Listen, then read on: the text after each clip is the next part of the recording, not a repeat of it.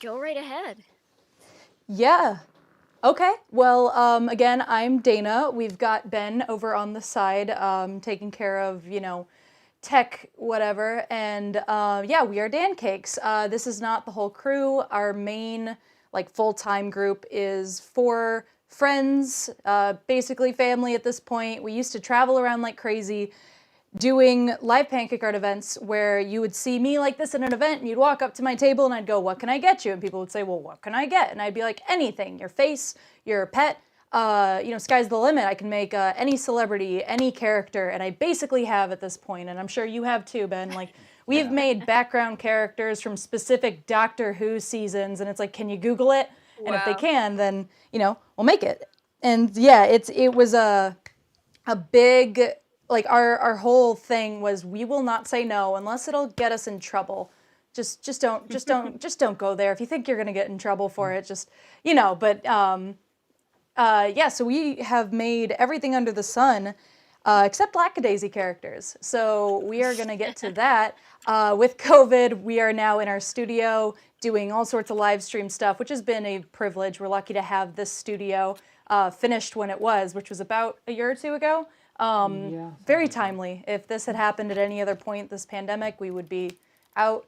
But we're adjusting the best we can, and so we appreciate anyone reaching out. So Lackadaisy, thank you so much for having us. I'm so stoked for today, not only because, the art you guys sent me to use is great and the idea is great, but I'm just a really big fan of the art style and the fact that, again, fellow St. Louisinians, I don't know, St. Louis people. St. Louisans, I and guess. yeah, I'm just ecstatic. Yeah, I'm just ecstatic to get started. So yeah, that's about the long and short of it. Feel free to ask any questions and I'll answer it the best I can. I can talk and work. I'm not doing a great job showing that right now, but I'm about to change that. So yeah. Let me just get all Okay, these take the cords time on you my need. lap. I when Tracy said that, oh yeah, these Cool. guys were talking to me about a pancake thing, I was like, do it. Yeah, you reached out and you were like, yeah, we're in St. Louis. I was like, what? That's amazing. I did not know there was pancake art.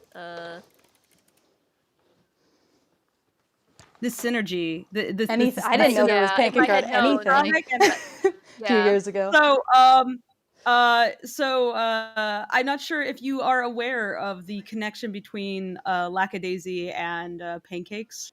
Also, Yes. it's something of a meme. I know where, that. I know that.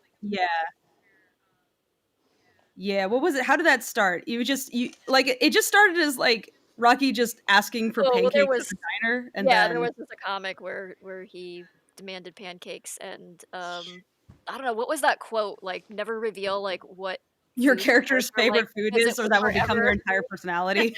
forever define the character. So to be fair, you did lean into it. I did. I subsequently ended up like people kept like laughing about it, and so I was like, okay, and and so I started like, I don't know, mulling over in my mind why the pancake thing meant so much to him, and a bunch of mini comics kind of emerged out of that. So I don't really have any regrets for leaning into the pancakes. That's actually related to a question by Pat here. Tracy, why did you choose pancakes specifically and not some other breakfast food? Probably my own childhood. It was like every Sunday morning was like a pancake morning, and so it was always like, special food associated with just a nice weekend morning, and sort of a sentimental attachment to it. So yeah, I kind of thought like, just, I don't know, it ended up in the comic. Like Rocky, I figured might have some emotional connection to pancakes and from childhood or something, and that's what he wants for food. So yeah. It's also like you gave him a sweet tooth, and he's basically a hummingbird metabolism, I guess. So fueled by syrup.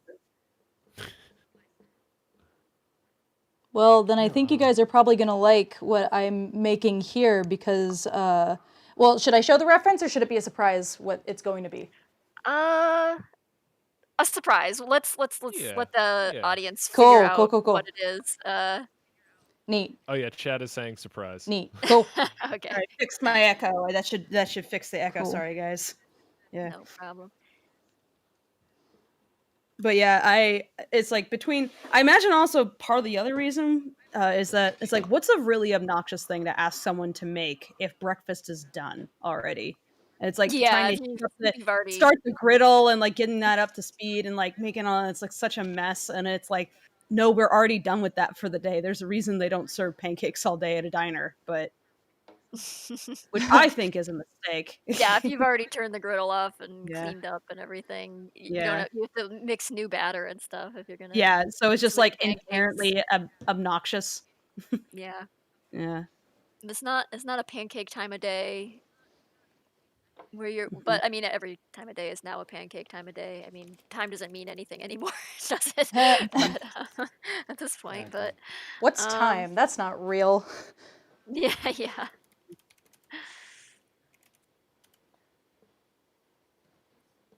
The days just blur together now, so why not have a pancake? Blur together, but I don't know about you, but they've like dragged out a bit for me personally. It varies for me. It's like some weeks feel like a full month, and some months are Yeah. like, what happened? What Where happened? did it go? Where is it? January actually went by pretty quickly, and I had to January kind went of by beat myself fast. for Yeah, that. yeah. It's like, oh, okay, my perception of time is not quite as fucked. But yeah, I can smell pancakes right now, and that's not an illusion. Like Clint right now, my partner is actually making Nice. pancakes in the other room. I was like, they're gonna be making pancakes, and I'm gonna be very hungry and upset if I don't also get pancakes. And he's like, I'll make some pancakes. I was like, thank you. Yeah, I think Yeah. I'm gonna be craving pancakes by the time we get further into this, and unfortunately, I Yeah. don't think I have any pancake batter or pancake mix, so I'm gonna have to. Someone please send Tracy some pancakes. I'm sure there's some diner out there that would be I wish we happy could. to Grubhub. Yeah.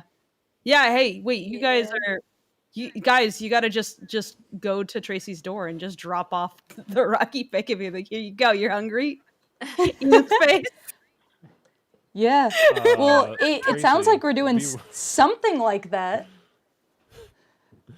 be warned. Immediately following Fable's request of people send Tracy pancakes.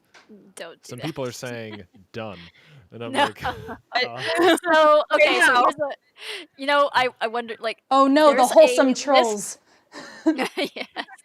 There is a list of things, unusual items you can mail without envelopes. I don't think pancakes is on that list, but potatoes are on that list, as it turns Yes, out. I was saying to Tracy, I was like I Tracy, guess you can mail a potato. And she's like, what? I was like, I'm gonna mail you a potato. She was just very hungry. Never hurts I to try. yes, She's famished and Irish. I had to mail her potato to the satisfy her craving. potato has not arrived yet. By the way, it just occurred to me, like, I have one of those old-fashioned, like, my house is a historic home, and it has an Mhm. old-fashioned mailbox with, like, a slot thing on it. Like, it will not fit a potato. So what's gonna happen is, if the potato makes it, I'm gonna have to, like, get one of those, like, sticky notes on my door that's gonna be like, "Hey, you have a package waiting at the the post office." And I'm gonna be like, "It's a potato." Just, like, go to the post office and be like, "I need to pick up my potato." Yeah, they're gonna when I handed it to the post office lady, like she laughed. She thought that was really funny because I came there and I was like, I have 5 stamps on this potato. Is that enough stamps? And she laughed and she weighed it. She's like, it needs 4 more. So I had to put 4 more stamps on it, and she had to like stamp my stamps because then I had to cover the whole thing in tape.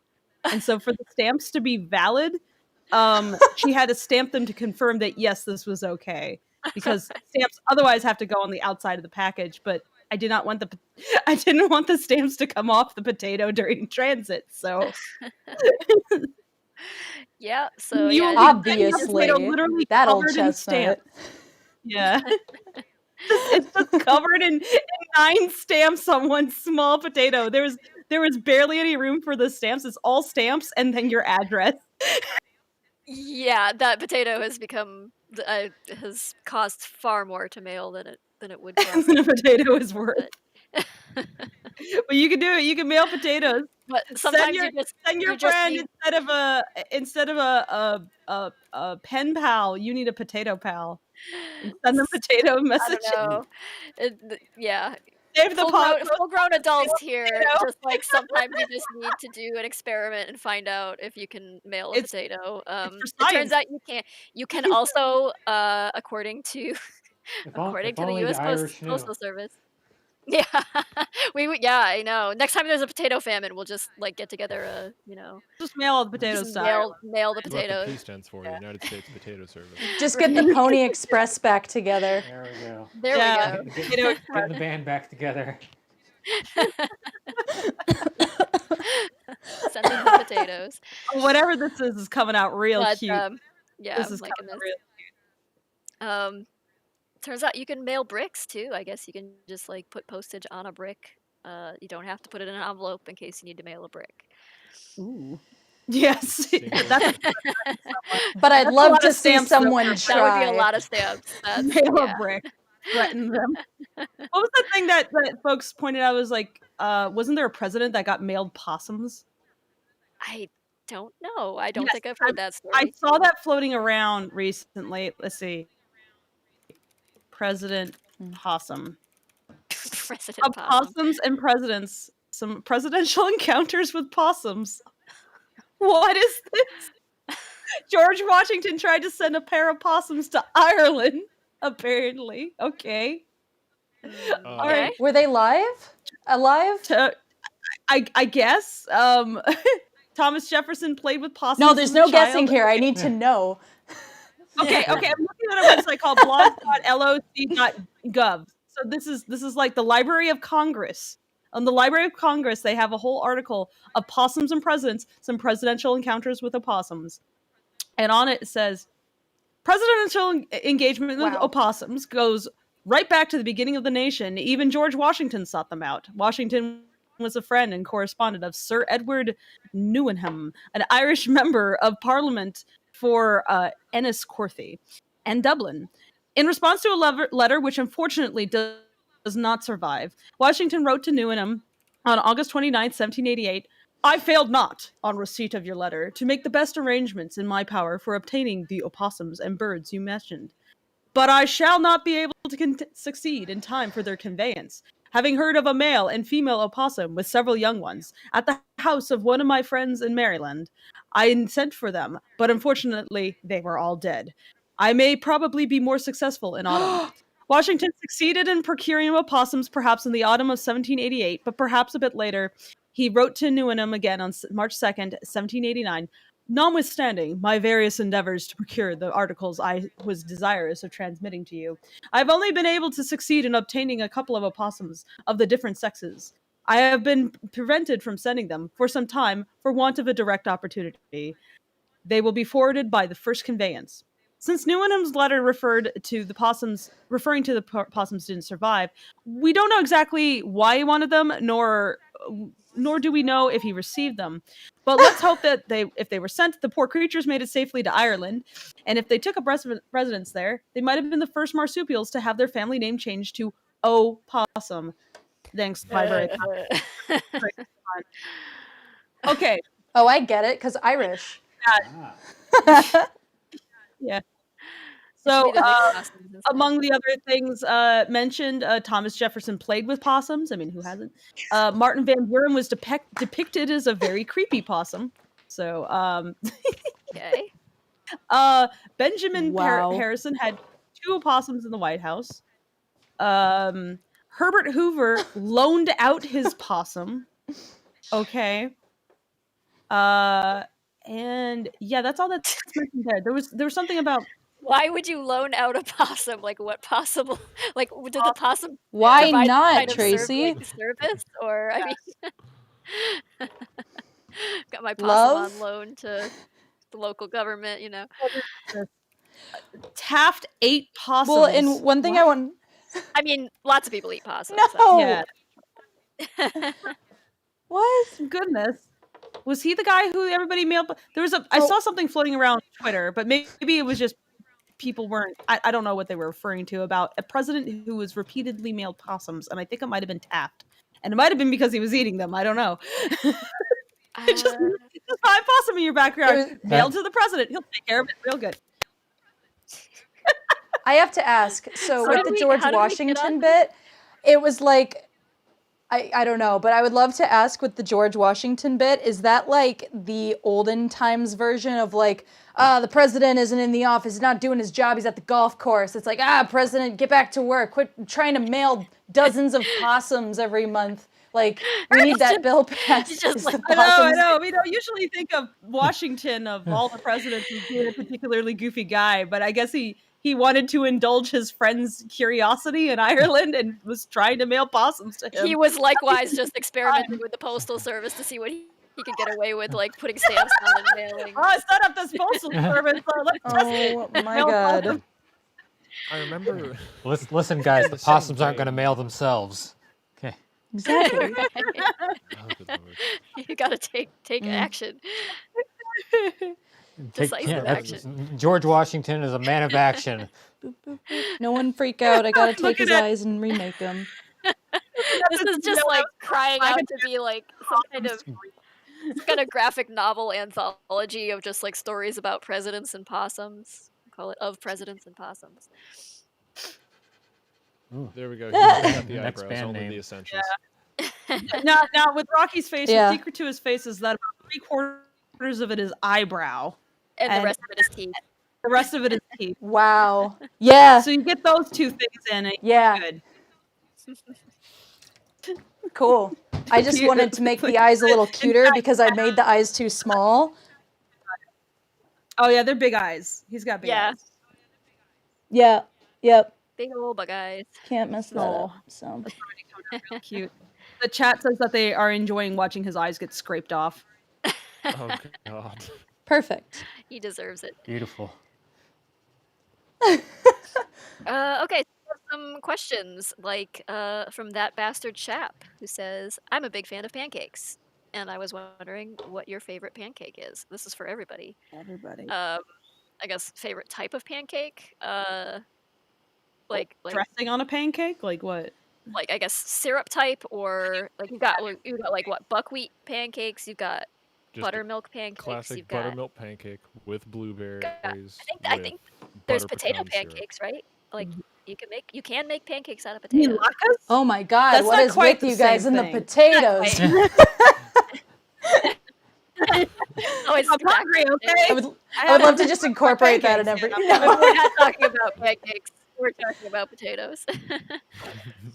I don't know. Like, yeah, I kind of, Perfect. I'm got a confession to make in that I'm kind of, my favorite breakfast pastry type food is crepes. Those But, are pretty good. That's Basically okay. a There's a bunch of crepe questions in chat. I guess too. that falls under Are a pancake. the They are pancake absolutely a heading. pancake. Okay. If someone People says call that it like, aren't a pancake, I'd say, in what way is it not a pancake? well, Please I've heard describe. them described as like, well, I've heard them called Swedish pancakes before, I think, but yeah, Mhm. crepes. Crepes. It's every culture has got some kind of pancake. That's the thing I've noticed. It's like every culture has something where some material is ground up into and put in a batter and put on a hot rock, basically. Yep. Everybody's got their version of a pancake or a tortilla. Does that make basically. a tortilla a pancake then? It's tortilla. Like, It's a tortilla if basically, it's not sweetened. If it's sweetened, it's a pancake. That's Okay. that's what I care about. if it's sweetened, it's like a corn pancake, I guess. Pancakes Yes. are actually the world's oldest food. No, like they found like remnants of what they see, like what looked like really old basic pancakes in like the oldest like mummified body or something in the world. Like from the evidence we have, pancakes are the oldest prepared food. Wow. Like recipe. Yes. I did not know that. That's awesome. Did you learn And that in how it Pancake has College? fallen. In Pancake University? Oh yes, Yes. tell us Yes, about yes. pancakes. Yeah, Yes. you- Worked at oh. Pancake School? Oh, Pancake sorry, History you mean 101. Yeah. You mean PU? Yeah. Yeah. Yeah, no, PU was great. I hardly studied. I drank syrup all the time and, just went out with friends. And now I have my degree in pancake art. Sorry, bachelor. That's Rocky's alma Oh mater. god, now I'm but- just picturing like beer pong with syrup. This is definitely Rocky's alma mater. He's imagined this before. It's like, if only there was a university for pancakes. That scene from Super Troopers, they stole that from our Pancake College. That their rivals are WU or just no WT Waffles Tech, and they have really heated football games Oh, where the ball is always sticky. Slightly covered in syrup. it's, yeah. Rocky, If we win the game, Tracy, instead of new comic dumping a idea, bucket of we need this. Gatorade over the coach, we dump a bucket of maple syrup. All right, so I think my line work's about done. I can really get going here. PU now. must be Looking located fantastic. Line work is somewhere always in re- Maine. Yeah, I one of the things I was very impressed with is seeing your other stuff was that like I said that I've seen other pancake art, but it always feels like someone who can make pancakes and figured out how to draw with them rather than an artist who's using pancakes as a medium. And I feel like you guys are artists who are using pancakes as a medium because I mean clearly you've figured out how to make it work. In a way that like feels really good. It doesn't have like a awkwardness that I'm just so familiar with whenever I see people do like pancake art. There's people who do art on Yeah, and pancakes. These are the kind of people who do pancakes as an art. Yes. Yes. Ooh, Newt, this is getting so deep. No, but jokes aside, yeah, I appreciate that because, like, as you can see, most of these, Ben, if you want to cut to the wide really quick, these are mostly original pieces, but you've also got, I wish we had more portraits up because, like way over here is Chadwick Boseman, may he rest in peace, but it's a portrait. And I mean, you can see the Elsa, that's like a cartoonish portrait. You can see Eddie Van Halen here, maybe. There's Yeah, some and it's beautiful like, they look like the Yeah, Yeah. those are Dan's. Dan is not here today, but Dan, he streams Mondays, Wednesdays, and Fridays on a stream called The Joy of Pancakes on YouTube and Facebook and whatever, and it's just him making art pieces while people watch. And they do really well, people seem to really like watching them. Yeah, I've seen some of those. They are fun to watch. neat. Oh, neat. and No, he those talks- are beautiful. Well, yeah. So like now you can claim kind of retroactively, Tracy, that the whole pancake thing was inspired by these guys. yeah, we'll just change the story a little bit. Yeah. Hey, Okay. all history who's keeping track? is retroactive, so it's fine. Yeah. That's true. We'll just retcon the whole thing. It's fine. That's what everybody Perfect. does these days. Uh-oh, we got Well, covers going and on a more, I want to on a more say really serious quick. note about. Mm-hmm. So did you? Go ahead. Sorry. Did you? I apologize. Go ahead and say what you were going to say. I have No. a question that's a little bit more involved. I was so- just gonna. Yeah, I was just gonna say that like I appreciate the observation though because like we do try to like be like our biggest thing, and the reason I bring this up is because everyone can benefit from it. Our motto at Pancakes is "Mistakes are delicious." It's actually on the griddle. There you go. And then Ben, if you want to cut back to the overhead. But yeah, our mottos is mistakes are delicious, and so I know like the videos you guys are talking about, and it's like one of our biggest competitors, his whole brand is the most perfect pancake, and we will never ever go for that because perfection limits what you're going to try. Like he makes really great like cartoon characters and shapes and whatever, and no shade, his stuff is really impressive.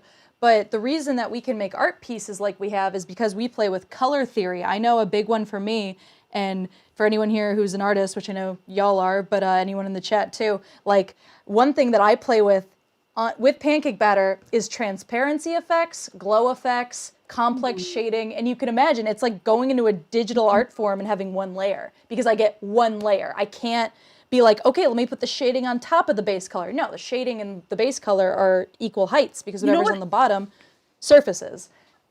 You know what this reminds me of is actually the process of painting cells for animation. Is that they have to also kind of invert the painting process. And I mean, it's not always on one layer because you do get the advantage of having like a plastic transparency, but you don't actually want to do more than one layer for the character because otherwise they'll cast shadow, and you don't want too much of that. Otherwise, it looks weird. So they would do. I think they would often do like ink work on one side, and then the other side of that plastic cell, they would do the paint, and they would do it like you are doing right now, where you kind of like invert it. And so it'll look really weird and ugly from the back, but when you look at it from the front, it's like, whoa, that's gorgeous. And it's definitely its own art form. So nowadays, though, I mean, we do things mostly digitally because as cool as that is, it's a pain in the neck and very expensive and takes a long time. Yep. And it's hard to get like Where's all the paint Control Z? yeah. But I do enjoy I do still enjoy like doing painting and with actual media. It's like I love that. I have I got like a lot of paint sets around me. I got my easel. I have my little French box that I can take out and do life painting with. I'll just like going around LA actually and picking spots to go paint. It's really nice when there's not a plague. That is. So that's been one of the shames of this year. Has That's been very I important can't go out. qualifier. Yeah. I can't go out and do my usual thing because it would be kind of dangerous. And even if I only just got the mild version of the plague, I can't afford to be out of commission for a month because that would be everything problematic. would grind to a halt on our production. Yeah, Which, so we would of course prioritize your health and well-being, but yeah, but I don't want the project to take a month at best for me to recover. So that would be bad. Yeah, this I don't want to talk too much about it because I don't want YouTube to pick up on our Pancakes, which are delightful. So it's the long-term effects are kind of like real scary too. So definitely, I just like, don't even want for to people who apparently have like very mild symptoms, like they're coming back like 3 months later with some like terrible lung damage and things. It's like, ooh, that's their like heart trouble or something. It's like, yeah, that's goal bad. to live over a century, so I'm gonna try not to get that. Yeah, don't do it. There's so many more space probes that got to go out and look at the planets, and I want to see the pictures they take. So I got to live. Yeah. You gotta live for something, whether it's to mail a potato or I gotta that potato's gotta Mars. No, full stop. You gotta live to mail a potato. That's all. Live long enough to mail a I must live long enough to receive my potato, my mail order potato. Yeah. But yeah, I was going. Oh, I'm sorry. Go ahead. Tio the T asks a question in the YouTube chat that actually I wanted to ask as well. You mentioned when you were doing when you were talking about the color theory and everything that you approach your work with, that you do glow effects. How? I mean, imagine the batter's not. That is glowing. a great question. Right. It's glow in the dark pancake. Yeah. Concerning. Uranium cake. We actually, Diva had some UV. Yeah. Like some kind of food eating safe. Yeah, UV reactive dye. So don't rule it dye. out. We haven't done anything with it yet. We haven't done anything with it yet, so it's just an idea on the horizon. But don't rule it out. It's like, haha. Glow in the dark pancake art. We're just like, ugh, like mad scientists over here. Like, that's what we want to try. But no, with the glow effects I was talking about, and radium is back in. Oh yeah, real 1920s period shit. Like, we got to get that radium pancake. Have Rocky's teeth glow green. But I feel so energetic. But with the glow effect and but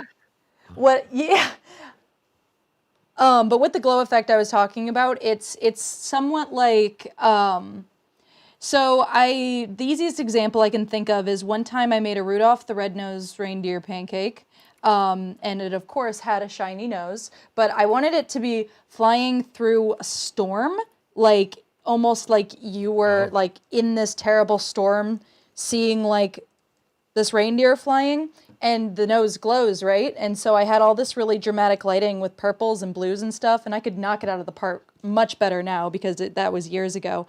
But what you do is, so I'm sure, as you guys know, if you want to make something glow, typically that thing in the art that's glowing, you want to be white, and then you want the light around it. If it's glowing green, the light around it is green. The object itself has almost no green in it. Like if it's a glow stick, it looks whitish, or at the very least whitish green, and then the light around it is like that dark saturated green. And so it just gives the illusion to our brains as glowing. And so with the pancake, I made Rudolph's nose white, and then I mixed more of that white I was using with some red, and then I put that around the white, and then I mixed the sky color with more of that red, and then I put that in a circle around it, and then I just kept continuously adjusting my bottle to create a gradient effect.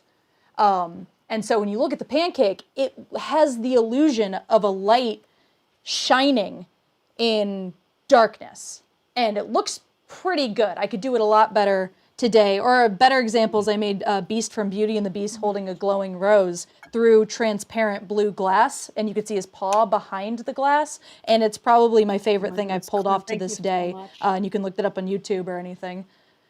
But I just yeah, got delivered, that's the kind of... Go ahead. I said I just got delivered some pancakes by my partner. These are Excellent. beautiful. Here, I'll Sick. take a picture. Yeah. But yeah, what you're describing sounds, I mean, pretty much how you would do things if you were painting with traditional media, which, I mean, really that's what you're doing, so. Yeah. Traditional, But that was like what I would... non-traditional. Traditional, yeah, unconventional traditional media. By traditional, I mean physical media, I suppose. Yeah. But, I was going to ask you, kind of corollary to the joking about pancake school, like, did you go to art school, or or just in general, how did you get into what you're doing? Like, how did you land where you are right now? And Yeah. That's was it it's a something cool that you, question because envisioned there's for no yourself at some point, or are you kind of like... No. Yeah, I No, don't no, think that's the there's any, like, funniest part is I established always career joke path that for... no. Yeah, there is no Pancake Art College, and I'm gonna clarify that to the audience because I have genuinely been asked that before. They've been like, "Did you go to school for pancake art?" And I was just like, "Oh, good lord, no." Degree But in pancakes. yeah, I would, yeah. And it's Yeah, but just you should tell nothing me you have a else. It's just like, PhD yeah, you want to and paint? make them call you Doctor, Yeah. For pancakes. Doctor Pancake. Yeah, Doctor of Pancakes. Well, that's the funniest part mean, is I Dan, the original artist. His stage name is Dr. Dan because like that Nice. was just what he ran with, and so that's what this company was for a while. It was just Dr. Dan the Pancake Man. So Yeah, I mean, just would some- you some rather they- be a some they doctor of called him- I philosophy think they call. or a doctor of pancakes? Well, you well, can eat one of them. and I have a job won't with say one of which. them. Is There that you rude? go. I don't. Are there You have philosophy less- jobs? Sorry. You have a You're not- job and far less student debt, I'm sure, than your average PhD would have. You can Yeah. absolutely make a career as a human doctor and also a culinary experience. There you Table, go. that is It a just mean takes stack of more pancakes. effort. I know he made some good things. He put Yeah. blueberries and banana on it. It's got maple syrup. I'm Oh like, no, this he looks definitely amazing. didn't. He gave me definitely did not coffee. make those pancakes. If he made them, they'd be on fire. But Ivy might have made them for him. So. What are you talking about? I'm They're talking a about little Clint. crispier on the You're edges. talking About about- Clint. Oh, I was Yeah. talking about the pancake stack in the art. No, Clint made these. I have lost. The I don't think thread. I would want to. I would not want to eat Rocky's pancakes. Like if Rocky made pancakes, how would that go down, Tracy? So, well, he would eat them, but no one else would. Yeah, Maybe that's the exactly. point, I don't know. They just came out great. You Excuse can my make munching them noises. easier. So to answer the question though of how we got into this is so I graduated high school class of 2016, not that long ago. And I had up until the last second just been like, I don't know where I want to go. I'd been accepted to a few colleges, and I had always had that narrative of like, you have to go to college after high school. Like, what else, what are you doing if you don't? And so I was really pressuring myself to just pick something, anything. And my dad sort of was like, hey, you don't have to go to school right away. Gap years are a thing, and you can stay here in the town where I lived, not St. Louis. I lived about 6 hours away in Indiana. He said, you can just stay in town for a year and make money, and then you're going to school with more money and a chance to relax a little bit, and then it's like you haven't, missed too much. And I sort of chose that out of like a Oh, thank God I'm exhausted. You know, for any of you guys who know of senioritis, which is probably all of Oh, yes. you, or Yeah, some, like, at having least maybe experienced some of that, you in the chat are experiencing it. I wish that more people talked about it. It's like, you don't have to go to college immediately when you turn 18. Like, you can go to college whenever. You you Yeah. and you shouldn't buy Yeah. into the idea that you have to go to college either. Like, Mhm. I was definitely sold a bill Yeah. of goods that was like, you have to go to college or you'll be flipping burgers, that sort of, like, mentality when I was in high school, and it was Yeah. demeaning to people who Or you could be actually flipping pancakes. Yeah, I mean, like, there are so many careers you can Mhm. like, I started out going to school for biology myself, and I ended up doing art as a career, and I didn't graduate college either, so, I mean, it's not I it's did, and not I Yeah. loved Yeah, and I university, but the I totally. still I still tell people, I'm like, don't go to an art school where all they teach you is how to art. Like, you need to get an education that's more than just how to more use Maya. expansive than that, yeah, it's Yeah, because it's like you want to get an education that can last you for years and years. So like most of the stuff that I keep recalling back from college was more like my anthropology and sociology and folklore and jazz history and et cetera classes. Like those actually have meant more to me longer term than Mhm. like the 3D class that I took as part of my actual degree. Like that meant so little relative to everything else. Hmm. So Yeah. I'd say that honestly, like if you're going to go to school to do art, consider not just doing that skill. It's like really think about like what are the kinds of stories that you want to tell as an artist in the future? What kind of knowledge do you need to learn? And then you could think about, okay, what's a good investment to learn all those things? Because Mhm. if you can talk to people who've made it their lives to study those exact things, I mean that's where a university can be very very helpful. Is Mhm. the broad access to other academics, and the broad access to materials also and resources that you might not otherwise have. But unfortunately college has gotten so expensive that that's more and more out of the realm of possible for so many people. So you know Right. um Hmm. so as much as I'd say yeah that's a great experience, at the Luckily, same time the cost makes it really difficult. Yeah. Yes. Yeah. luckily, the entire swath of human knowledge is available for anyone who wants it at any time. Uh, Yeah. True, but it's not curated. I It's like there's a there's like a Mhm. thing, isn't it, where it used to be if you went to Google and you asked like how many moons does Venus have or something, it would tell you 2 moons, but Venus has no moons, and that's because the algorithm would look at like the most popular article that just mentioned moons, 2 moons, and Venus in the article, not necessarily in connection with one another, and it would just oh, slam sure. those together and say this is the answer. So I think it's important to have some Mhm. kind of formal education to kind of pick up on when maybe the information you're getting is maybe a little crap, or at the very least Mm. you need in general Yeah. to understand that not everything you read on the internet is true, and a lot of Mhm. people will I present think, themselves like, as a authority source probably but that are not. Yeah. probably more of primary school should be focused on teaching you how to learn and how to research Hmm. as opposed and Yeah. how critical thinking skills and Yeah. things as opposed to Yes. just rote memorization of, like, dates Hmm. and people's names and things. Like, obviously, a lot of that is important, but Preach. Yeah. yeah, Yeah. Mm. Yeah, because I especially it's with yeah. because I mean you have things like Khan Academy and stuff like that. Like I went to school for computer science, and Mhm. and then I ended up working in telecommunications for a decade before I became a pancake artist. And so and honestly, my telecommunications career was required no college education whatsoever. I mean, I took got Hmm. I did go back to school for some certifications and stuff, but they were all just like take a class for a couple weeks, Hmm. do your exam and you're done. Here's a Hmm. card and renew it every few years, whatever. But Hmm. it was one of those things where that career, it's such like telecommunications is such a an amazingly vast and fruitful career field that doesn't require it requires a lot of knowledge, but you don't have to go to school But for you can it. pick that up as you work, and Yeah, yeah. Right. and I mean, and I worked, and I mean, you know, like it's one of those. I feel weird saying this out loud because it's like one of those things. Don't talk about how much you make. I'm not going to throw an actual number out there, but like, I was doing that. Uh, I made more. You can easily make more than what a doctor would make in a year, you know, doing that work. Uh, Wow. when it doesn't require a Wow. college degree. You know, plumbers make six Yeah, figures, a lot of and it's like, apprenticeships Yeah, are like that. yeah. I Yeah, was gonna Yeah, you know, say, yeah, a apprenticeships lot of as those. in like Mhm. it's. I mean, my telecommunications career is the reason why I was able to become a pancake artist because yeah. I worked freelance, and so like before I did all this, I would travel all over the country, you know, splicing fiber or working in.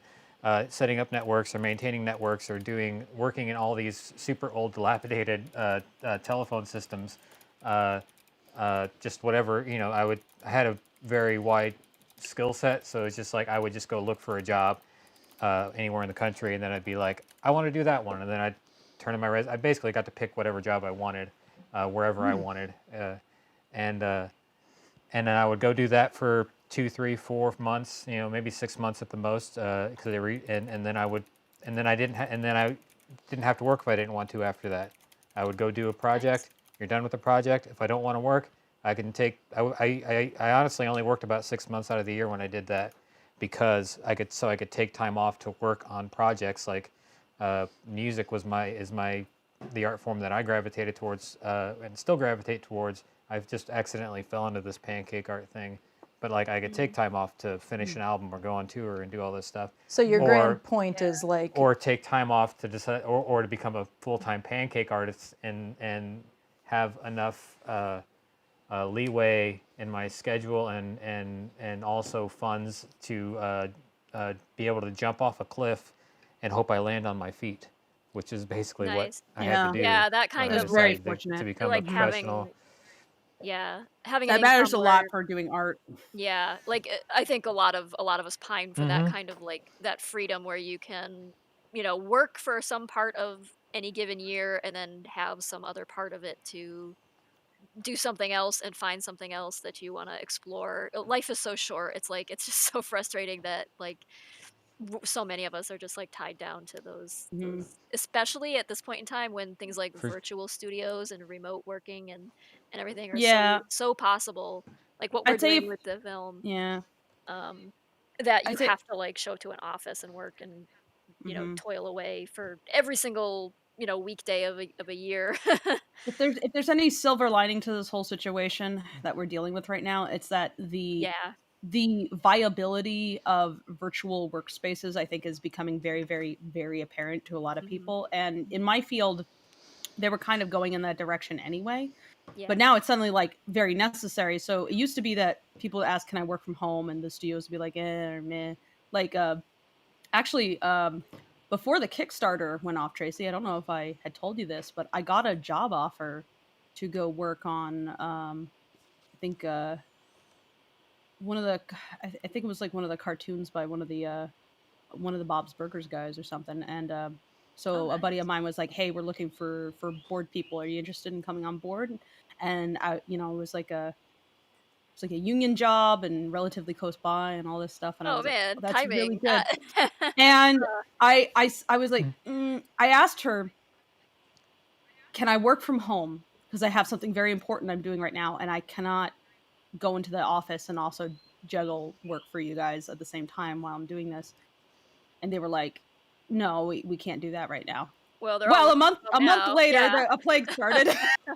Well, I'm Yeah. honored you picked this whoops. project over that because that would have been Oh, like, you totally. I know. mean, it was a gamble, but also this is the kind of thing where I was like, I'd rather risk it and spend my time on this and just believe that more opportunities will come my way and that working on this will provide me with lots of opportunities rather than jumping on the thing where it feels assured, but I don't think I'll be happier for it, and I think I'll just stress myself out because there was no way I was going to drop Lackadaisy and then work on the other thing. It's like I told you right off the bat, back when it was like 2019, you came to me and you were Mhm. like, "Hey, let's do this thing." and you just asked me for like a pitch packet, and I had told you, I'm like, I'm going to make sure this gets made, and I Yeah, was yeah, I serious. remember you saying Yeah, that. Yep, yeah, yep. And and I remember being on the phone with you. I was sitting actually in the post office parking lot, and when we just like decided we were gonna just do the Kickstarter and do the thing ourselves. We were like, yeah, let's do it. All right, we're doing it. yeah. It's happening. I Yeah, said I wanted to exist, and I mean, you paid me to work on that pitch packet, but at the same time I was like, I really want this to exist, and I yeah. don't think it'll exist unless like I give it my all and I'm serious about it. And it was like the kind of thing where I knew I could throw myself into very Mhm. readily. Because it just it lines up with too many of my interests and the things that I want to see in animation. And working with you also has been like really, really fun. And the more I work with you, like the more assured I felt that this was a good move.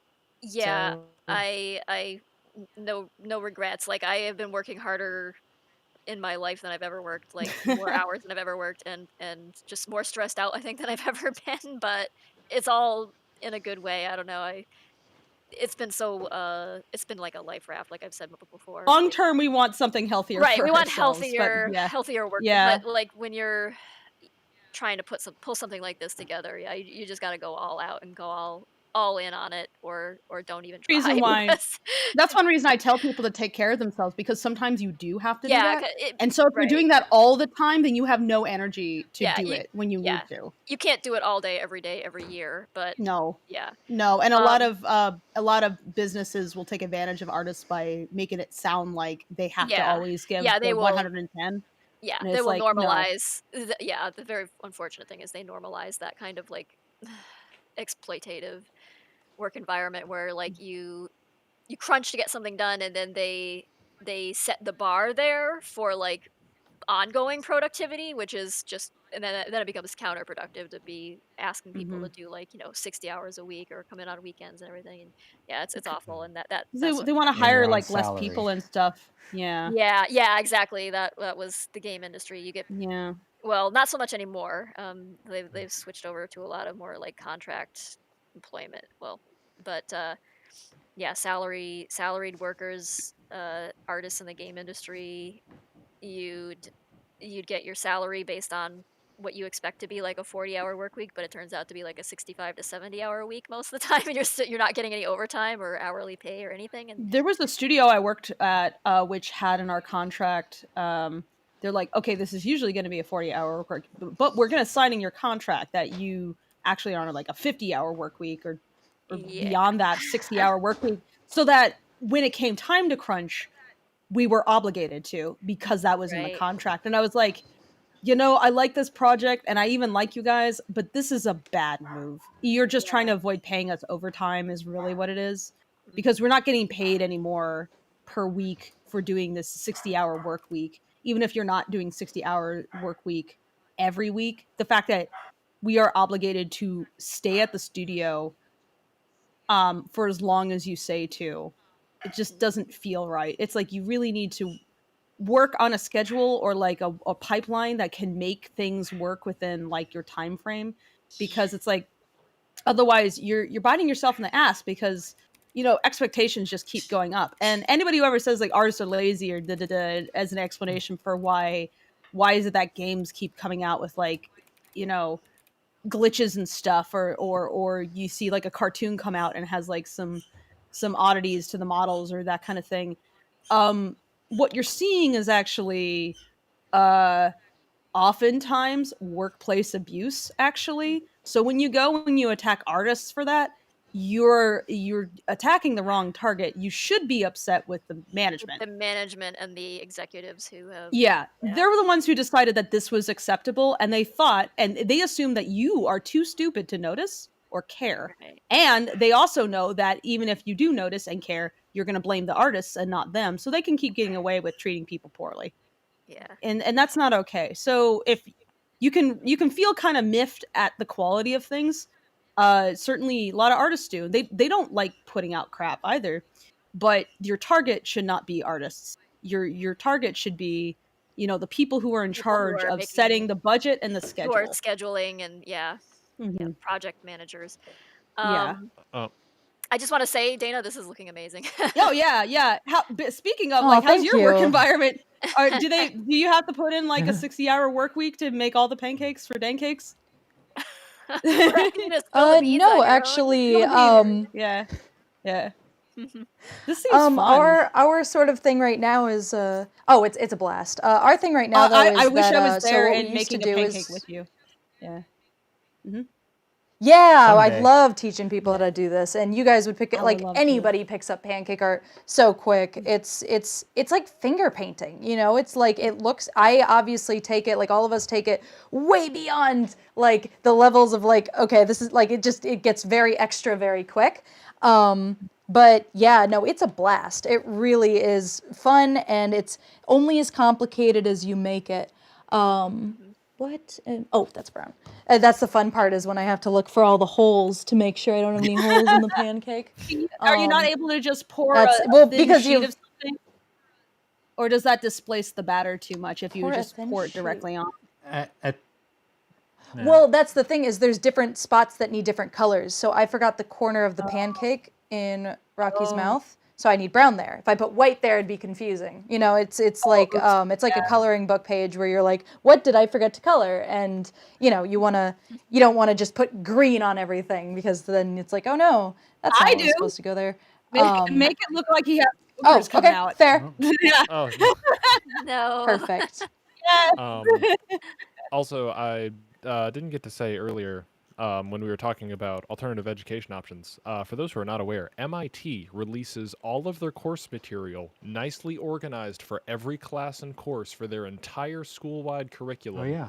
at the end of every semester. Nice. I gotta I do think that. Free for the public. I definitely love listening to university lectures. I know there are a lot of schools doing that now where they just release their entire like all their lectures. Like I know Stanford does a bunch of them. Yeah. It's very cool that you can like So it's like I'll And there's advocate stuff like for Khan university Academy and stuff that to a degree. exists.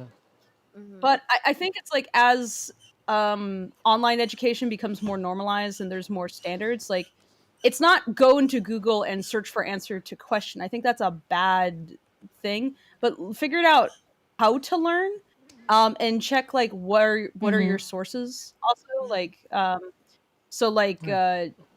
Mr. So and so talking about quantum physics is probably not going to be more reliable than the guy who actually studies it for a living.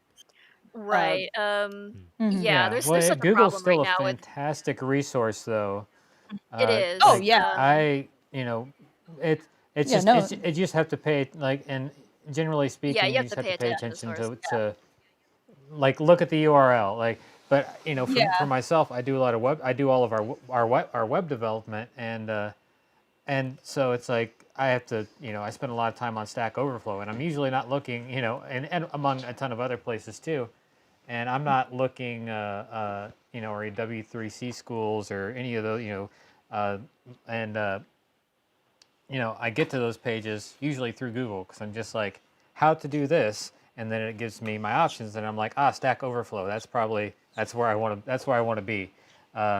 And of course, with Google, you can even you can narrow your search down by site. So it's just like you can, I can say I only want to search on this site for this thing. I've gained so I don't much think technical anyone's knowledge. disputing that. It's Oh just yeah, a matter for of sure. I'm thinking more like there's so many times I've seen like someone passing something off as a historical fact, but in fact it was just in a BuzzFeed article once. Right. Or yeah, there's a lot of that. Like for the comic, I do For sure. research constantly about the 1920s and about like obscure little topics and things, and it's so easy to find bad information. Like it's actually easier to find bad information than good information much of the time, because so many of the more popular sites like little blogs and things and will grab information that they got from a movie or something, and then someone else and then it just propagates as if it's actual like authentic information, and it's just everything it's like a game of telephone a little bit, and that information just spreads around everywhere, being repeated as though it were a fact because someone initially misconstrued it as being a historical fact. And so you have to kind of like dig a bit deeper and look for often more academic sources or Look for source yeah That looks like citations the are tricky important. part. flipping the or- pancake without breaking Yeah, it this now. must be like here's the tense part, right? Like Oh God, how do you do this? You got to get Yep. a real big spatula. You need a big spatula. Yeah. For this. You got a big. What's your What you biggest need boy? is the Pancake spatula. oh. Yeah, if you look on the top, let's see. Don't go Yeah, on is about this that- too long because No, I'm no. about to flip. Yeah, the You're making her the top nervous, left yeah. corner, you see the Pancakes logo.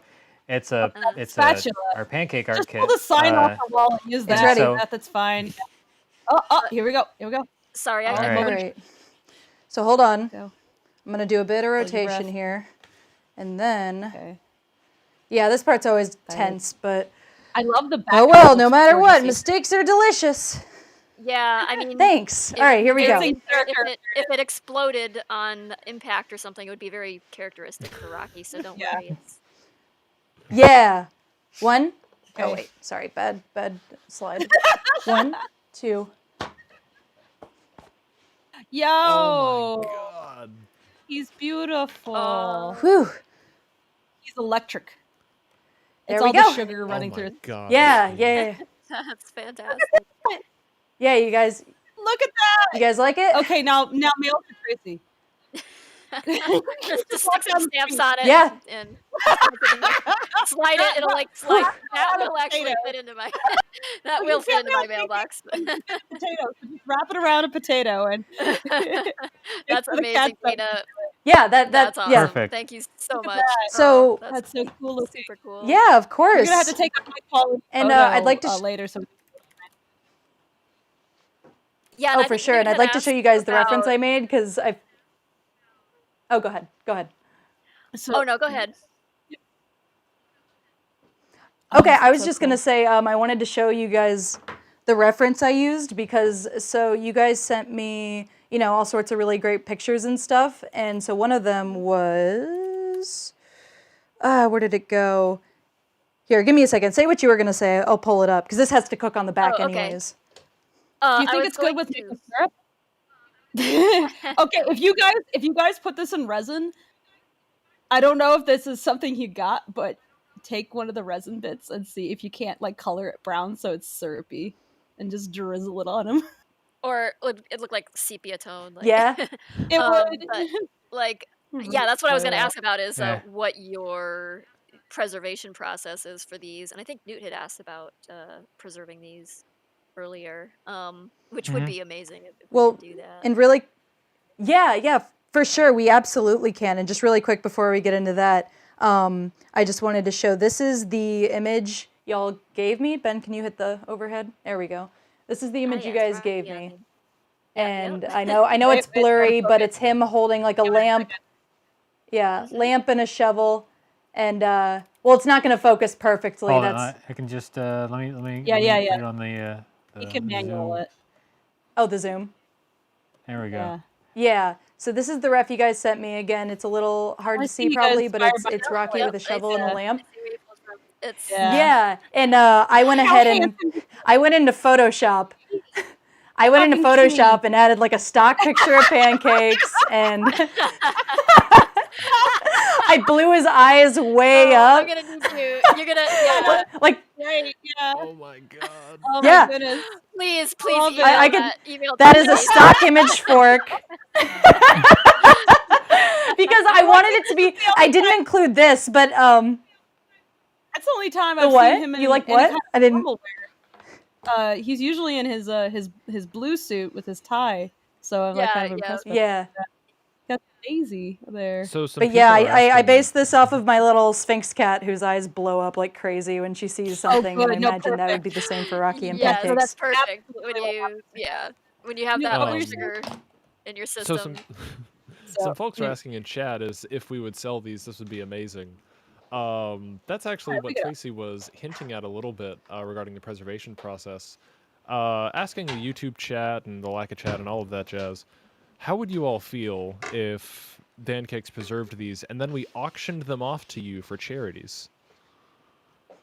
Yeah, we So- were thinking possibly some kind of animal rescue or something would seem like an appropriate thing for a cat pancake. We did want to help a local animal Yeah. shelter.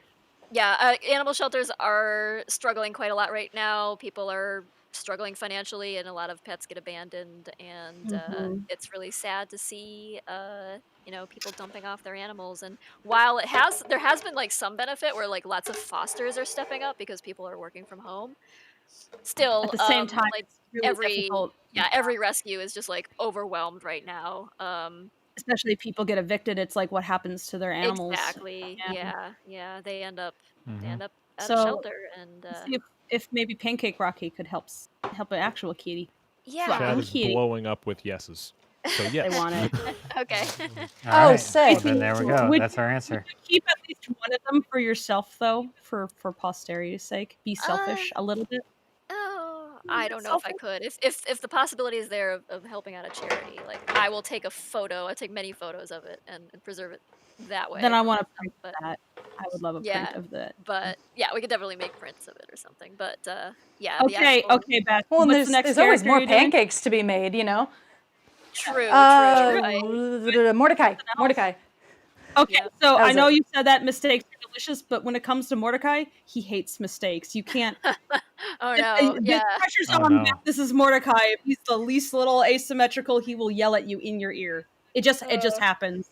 But All if of he all did- the If have. he did happen to make a mistake, he would totally deserve it, though. He would deserve the Please ruin him. Yeah. yes. With all I'm the artist, he has animators to on the take it. project, like basically have a shoulder Mordecai that like frustrates them whenever he's being animated and criticizes him, and so he's been like, it's like, oh no, he's definitely judging you. He's just always over in the corner, just judging.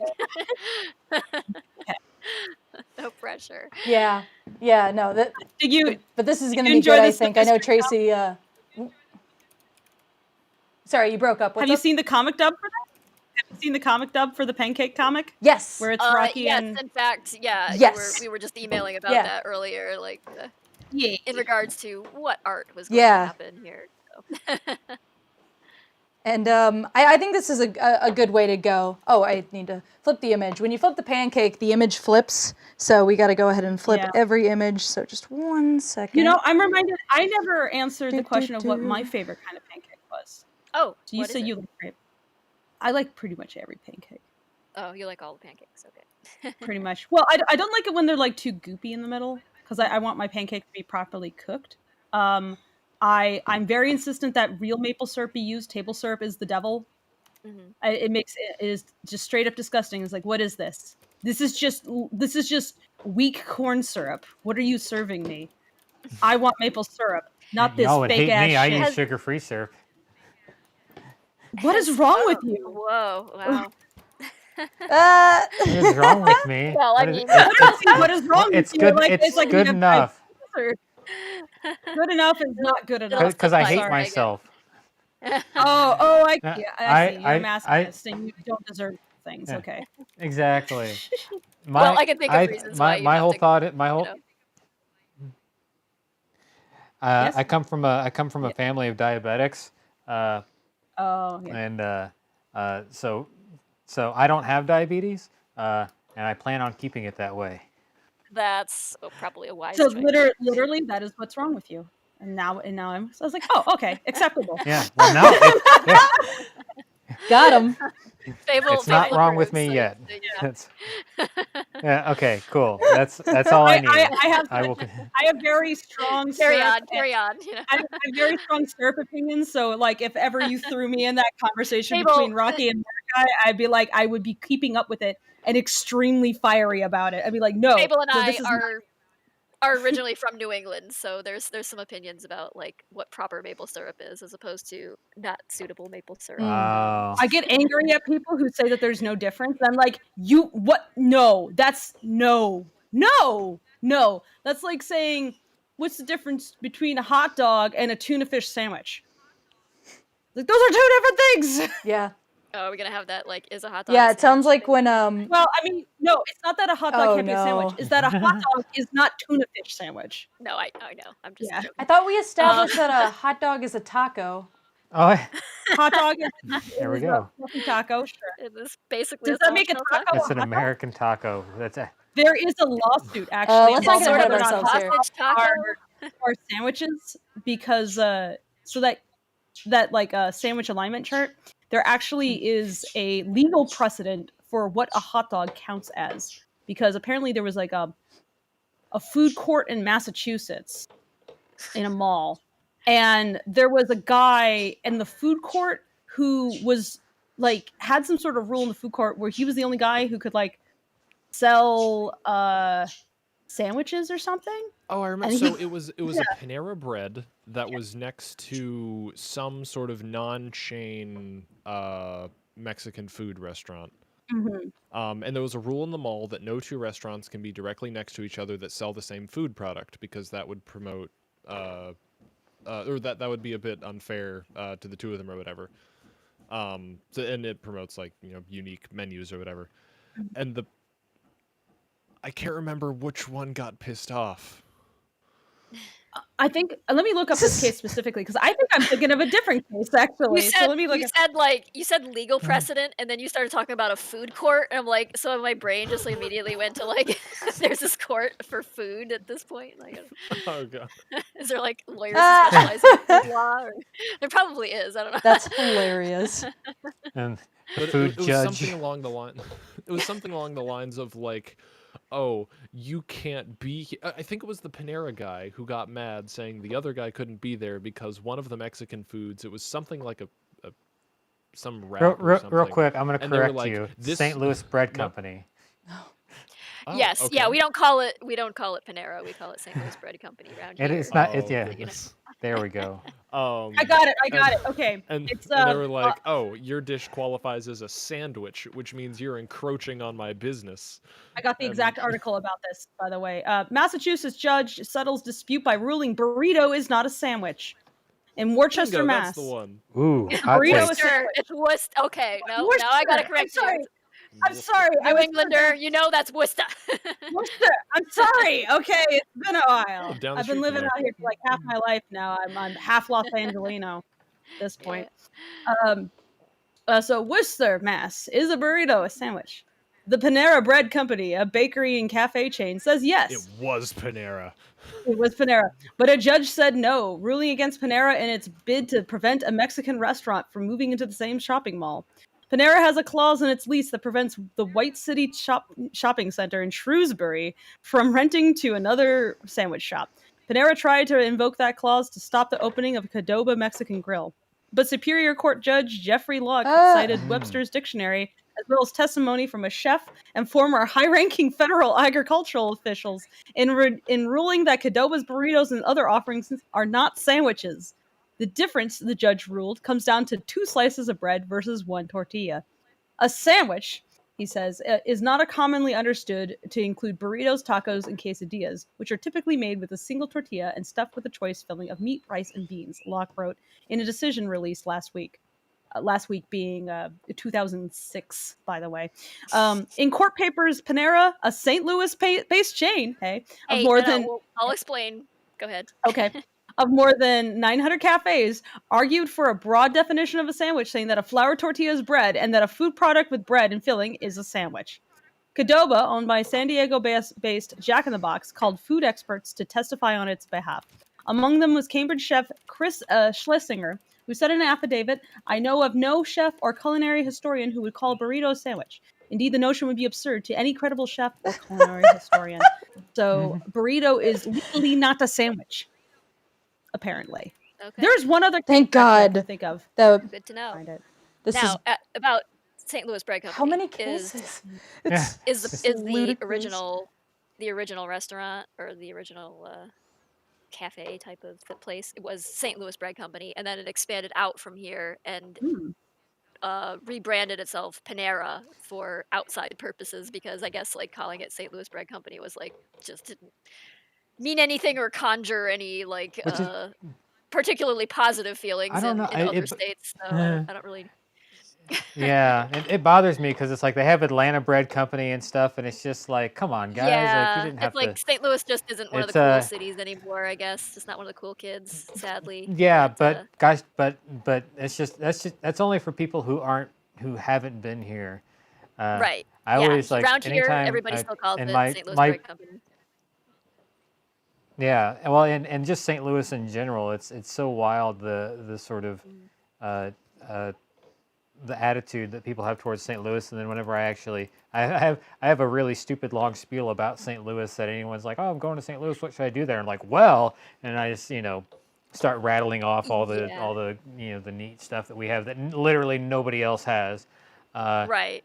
Like and City Museum. and it's just Yeah. like I feel well, yeah, City Museum, the Muni, like the Forest Mhm. Park, and just like the fact The that zoo is everything's free as amazing. far as Yeah. museums and stuff. And Yep. yeah, one of the best zoos in the world.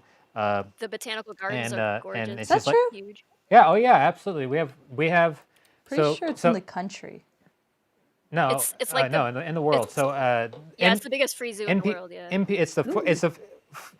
well, it's the best free zoo in the world by far. But NPR did I'm not sure where they got these rankings, but it's NPR, so I trust them on this. I only remember the top four because it stopped. Mhm. That's where St. Louis was the fourth best zoo in the world. San Diego was obviously number one, and then it was the Bronx Zoo, and then it was some zoo in China, and then the St. Louis Zoo, and of course Mhm. only one of those is free. Yep. Um, and Yeah, the yeah, and St. I've Louis lived in New Zoo York. I've is lived in Austin, Texas. I've lived in Atlanta, and I've lived all over the country, and like you're not missing anything by being in St. Louis, and you're getting a lot that you can't get anywhere else. you can park here too. It's a lot easier to park here than any other city I've ever like spent any Oh, time in. geez, yes. But I yeah, got so good at I parallel parking when I lived in New York. I was like the Michael Jordan of parallel parking by the time I there left New are York. yeah, there are great things about St. Louis, and there are awful things about St. Louis, and like any place, it's like a mix of the good and the bad. But yeah, I'm usually if Oh, somebody's for like sure. trash talking it, I will jump to its defense. And at other times, though, I am the one guilty of like kind of trashing a bit because there are some disappointing aspects to it. I A know lot of the I was talking to you about wanting to drive over and do a road trip and drive over and visit you at some point in the future, and you're like, "Oh, I don't know if you'd be very entertained here. I mean, there's like old buildings we well, could I visit mean, and stuff." And I compared was like, "Oh, are you to kidding? I'd love that." okay, yeah, I mean, I Yeah. love to like my one of my things is like going around and looking at abandoned places Mhm, and things that used to be sort of, and kind of just marveling at the once prominent city. It was mhm, at one point like the fourth biggest city in the country, and everybody was thinking, "Oh, it's going to be as big as Chicago, and it's going to mhm. be you." And that's why we had the World's Fair here, in fact, in 1904. And we had the Olympics Yeah. here too, but they were a complete disaster. But yeah, it was. And then it just didn't pan out as quite as planned. The city planners and things made some major errors, and then of course, like the railroads and the river and such became much more obsolete. We used to actually also have a when TWA was still a major airline still existed. This was like a major airline hub as well. It's like a lot of flight history in St. Louis, and Mhm. it's kind of sad that it just gets so overlooked these days because this city has a Yeah. ton of history. It's I just love now that kind of it's thing. in a And it's place of the still country it's that's considered like flyover territory, which is kind of I love sucks. that But kind of Mhm. thing. No, I God, I gotta. Yeah, sorry. Go ahead. No, it's fine. It's Go, the go. delay. I tend to think of St. Louis as I think it's like I always feel like it's like our little secret, like for the people that are here, uh, yeah, it's like a little and historical gem. it's yeah. Well, it's not. I don't even think of it as a historical gem. I just think of it as like having been all over. And Mhm. like like I think St. Louis is one of the best cities in the world. And like I don't There's say that with like and because we have because there are bad parts of St. Louis, but like at the same time, like the city itself is shrunk, but the metro area grows every time they right, do the census, the metro area is bigger. It's the yeah, 14th largest metro area in the United States, so it's not a right. tiny area. It's We got 3 million yeah, people, it's and uh,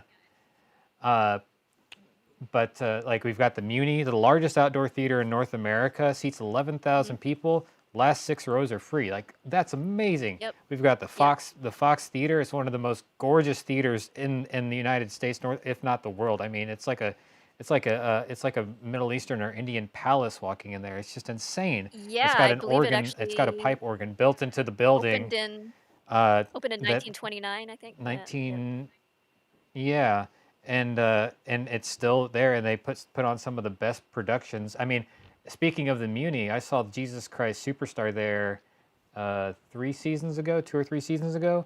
Uh, by far, by far the best production of any stage production I've ever seen. Apparently, it was somewhat controversial because some of the uniforms and stuff of the Roman army looked very Nazi-esque. They weren't Nazi uniforms, but they Mm. had a very, but it's like, but they're the bad Reminiscent. guys. Like that's kind Right, of, it was You don't probably need the yeah. reminder. right, yeah. Yeah. Well, I mean, but it was just everything about it was so perfect. Like, I mean, it was amazing, and you know they, most of the a lot of the cast from the Muni is in St. Louis, but they also cast a lot of the casting comes from New York and Los Angeles and Chicago. I mean, the guy who played Mark in the original Broadway run of Rent and in the movie, he was a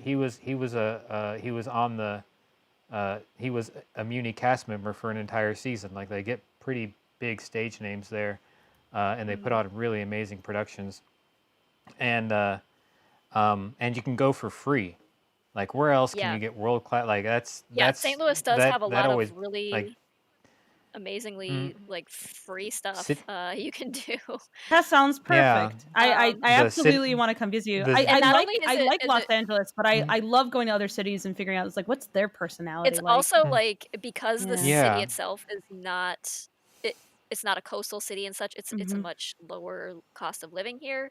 Mm. So on Oh, top of so like a lot much. of things being just free in general, it's just like it's not that pricey to go anywhere. There's like really nothing that's For, gonna like yeah, you'd have to search to find something that would break the bank. if But There we'll go back into the Walt Disney got his start in Missouri. yeah, Let's yeah. if we get if the show gets made, let's up a studio in St. Louis. Why not? It's probably a lot I cheaper than mean, LA. John Hamm, yeah, yeah. or just Oh yeah, John Hamm's from St. Louis. John Goodman's from St. yeah, Louis. John Goodman, Yeah. T.S. Let's Eliot see. was born here. Um, Like Maya Jenna Angelou, I think, was Fisher. from here. Yeah, yeah. Maya Angelou was from St. Louis. Yeah, lots of people. Oh, of course, Shame it all led to Panera. But And then Panera ruined I everything. yeah. It's one of those things where Chuck I love Berry. I love St. Louis. I had Chuck Berry. There's some Yeah. weird stuff about him though. Oh boy, Oh yeah, he's I've seen some yeah, he was a videos. character. Is there Vietnamese food in St. Louis? Is there any pho? There is pho. Yeah. Yeah, there's Oh, definitely there's pho. You can there's get a you can get pho. yeah, there's pho? a fantastic one on South Grand. Yeah, so we've got like Go see that. Washington I don't know if it's still there, University, though. and there's like near Washington University and the loop around that, which is like the university city. There's a lot of like interesting cultural stuff there. Like St. Louis in general, well, Oh Missouri yeah. in general is fairly homogenous as far as like culture goes. In terms of food, like culinary stuff you can get, but like you're probably better off going for like barbecue type stuff as opposed to seafood out here. But They do if you good guys barbecue. I find do like good, St. Louis ribs a like lot. there's a historic Italian neighborhood called the Hill, which has amazing restaurants in it. There are a lot of like Eastern European restaurants I've noticed too popping up, like Ooh. Croatian and Oh yeah. things like that. Yeah, it's like Just some interesting you could things just wander and down some like South Grand we and have like find just about anything. there's like this Israeli restaurant called Olio that's really good. That's like built Ooh. in this. It's like in this old service station. This like 1950s service station. They converted Ooh. to a restaurant. It's really Did they neat. make a good falafel? huh. Yes, they make. I mean, everything I've had there is good. I've gone there twice now. It's I like a pretty good awesome. falafel. But right. yeah, the Fox Theater is I'll go ahead and second that. I've seen Hamilton there. I've seen what was the Book of Mormon there. And a bunch of other things. Oh yeah, I saw And that You're it's gonna there have too. to That was take me to all amazing. these places. Yeah. The Sound of Music. Yeah, I've seen so many good things there. Yeah. And then there's Pancakes, the legendary Yes, Pancake yeah, people. yeah. Exactly. You can't get that anywhere Yeah. else. Right. Like I saw Where else I is saw Book of Pancakes? Mormon on Broadway, Mhm. Yeah. And I mean, we have an artist in Los Angeles. Yeah, but we're based here. Yeah, but I saw Book of Mormon on Broadway, and I saw it here, and I will say the Fox Theater is far more beautiful than the theater I saw it in New York, the Eugene Yeah, the Hill Fox Theater. Theater is Uh, in the interior is very ornate, that sort of like to use an outdated term, it's like Oriental style, but that would have been like the popular thing around the early 20th century for decorating a theater. yeah, yeah, But it's gorgeous, like so intricate, the details. mhm, yeah. The stage is flanked by two giant elephant sculptures, and it has a Mhm, giant blue dome in the center of the mhm, orchestra and the ceiling. Uh, mhm. it's wild, but yeah, no, yeah, I mean, if you can't tell, I really like St. Louis. uh, Yeah, but I think I would anybody like to should come I come here. there. didn't, And I have and I not been there Mike, before, Mike, and I'd like to visit. Hello? oh, Uh-oh. sorry. I stopped talking yeah, to sorry, give Ben room to we were talk because talking. there's a bit of a we have a bit of a delay, and so we can't tell sometimes when we're going to step on each other's words. So I apologize. Go ahead, Ben. Um, I think it was just going to be more general gushing about St. Louis, just talking about like City Museum, which is literally, I don't know if anybody's not familiar with City Museum. It's basically, it's not a museum. It has some museum-esque stuff there where you can like look at displays, but basically it's an old shoe factory that they gutted and turned into a giant playground. It's a giant playground. They Well, literally have a slide that goes through. it is really both. Like it's like you basically can climb your way up through jungle gym tunnels up to the museum part, which is like the top floor is all like Yeah. architectural chunks from buildings in the city that have been torn down since, but they've got that like Belle Epoque Beaux Arts style that's super detailed and very neat, and you can just like look at giant chunks of old buildings up on the top, like the top level. Well, They, not on the like the top level is actually the they roof. Because they have like a whole like yeah, they've got a Ferris wheel on the roof. yeah, they've got kind of like a It's miniature wild. amusement park on the roof of the building. I have It's heard about this through you and through a mutual another artist artist. friend of Yeah, ours, yeah. and I'm like, I have to go there. I have to It, know. It's like this thing that You she do. keeps drawing. It's like Mm. I they've need to go got there. they've Yeah, got a slide that goes down 10 stories. It just spirals all the way down, and I would I recommend want to go wearing down the Yeah. slide. yeah, you got to wear jeans because it's pretty rough on your behind if you That's Oh don't. that's yeah, fine. Most of my yeah. pants are jeans anyway. Bring knee pads, wear jeans. Yeah. Yeah, Sweet. but it is a fun time, and you can like as a 35-year-old person just like climb through their tunnels and Oh meanwhile hell there's like yeah! you'll be mixed Yes, in with like 6-year-olds and 14-year-olds and stuff, but like nobody cares. perfect. Not It's awkward. It's all okay. Everybody thinks I'm way younger than I actually am. They look at me and they assume that I must be like a Well, babu, and I'm like, no, I'm just short. yeah, no, it But is a playground for all. well, It's don't worry. awesome. They've got a bar there too. So Yes, yeah, yeah. oh sweet, I can go down the slide and be drunk. Even better. They've and got they're like open. last Yep. time I was there, yeah, they had an exhibit that was all stuff that had been dug out of old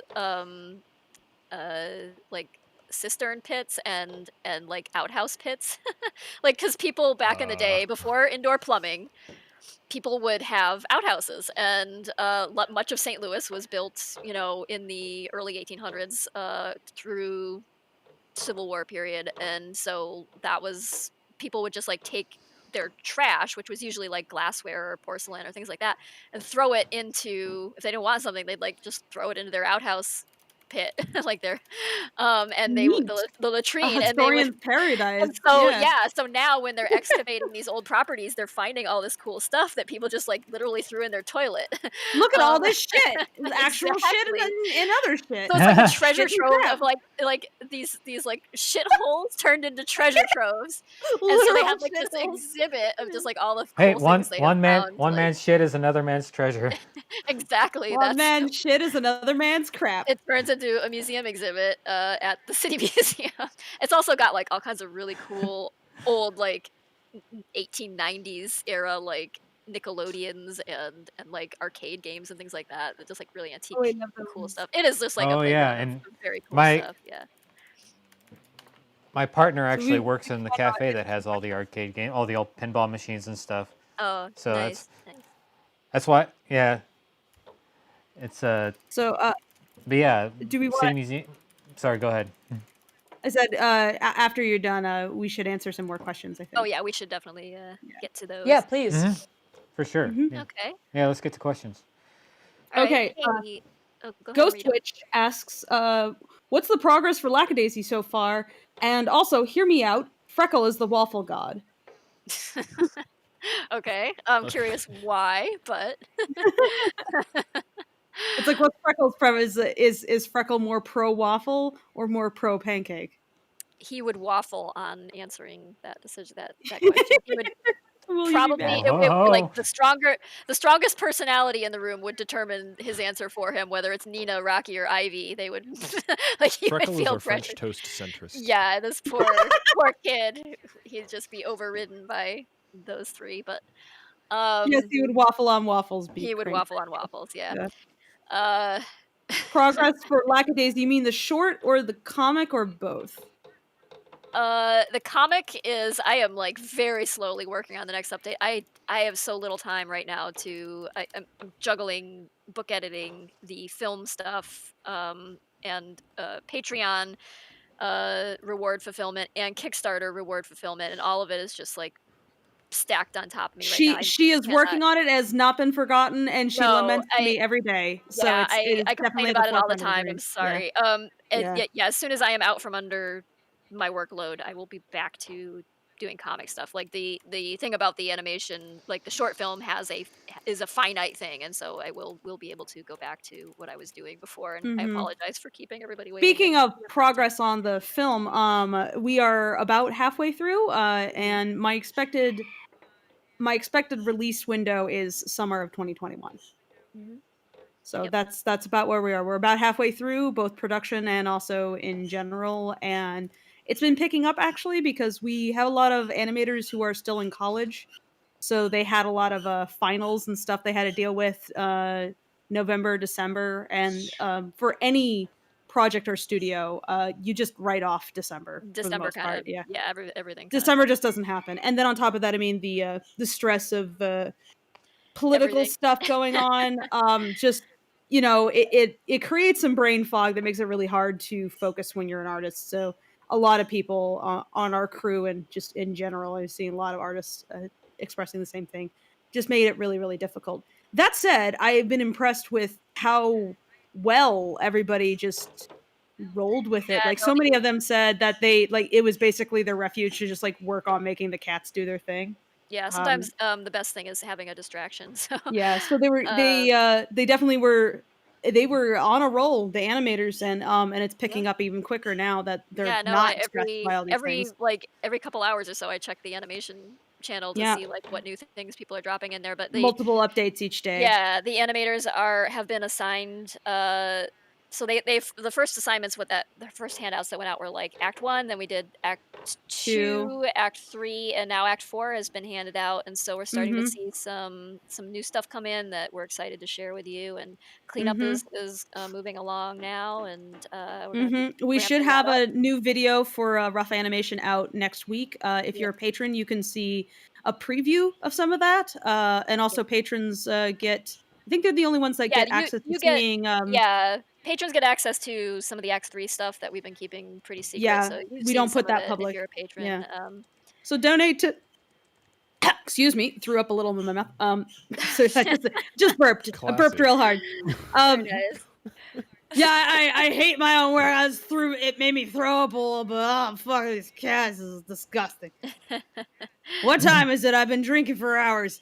Anyway, but yeah, if you want to see some of that, then please donate to Tracy's Patreon, and that helps have Tracy keep food on the table. And often with the comic dubs, she's actually been paying for some of that out of pocket because she insists on not letting me use the animation budget for that. And I'm like, Tracy, no. And she's like, but I want the animators to be paid more. And I'm like, but Yeah, you well, need we money to wanna live you too. know, we wanna treat the artist right, but we also wanna make, like, the best possible short Hmm. film we can, and so sometimes that means, a little bit of wallet pain, I guess I you did might not say, but tell she will not let me. mm. Just to she's insisted on this stuff, guys. It's not me. It's not Um, me. Yeah. Also, I never said earlier at the beginning, but speaking of donations to Tracy, before the stream even started, we got $10 in super chats from Dasha Design. I don't know if you're still here, but thank you.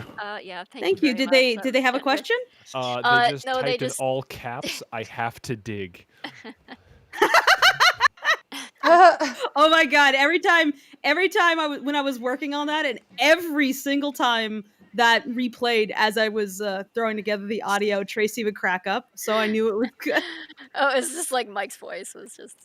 Mike's voice is pretty good. We just did another recording with him for something else that I can't wait to share because it's. We got a new recording on the we got a couple of new stuff from him for hopefully some more comic dubs, but also we got a new recording on the poem because we were like, you know what, it's been several months and we've all kind of grown into these roles a little bit, and while the original takes were fine, I mean, they're totally acceptable, we felt like this could be even better. And so we talked to Mike about like how to improve the performance and that kind of thing, and he had lots of ideas too, because he doesn't just go, all right, did my bit, okay, bye. It's like all the voice actors are always like very judgmental of Yeah, themselves. He's they're like, they're hard yeah. on themselves and they want to understand the characters as well as they Mhm. can. So they can put, Mhm. that understanding into their performance. And Mhm. yeah, they're I have a professionals through and question. through. And they're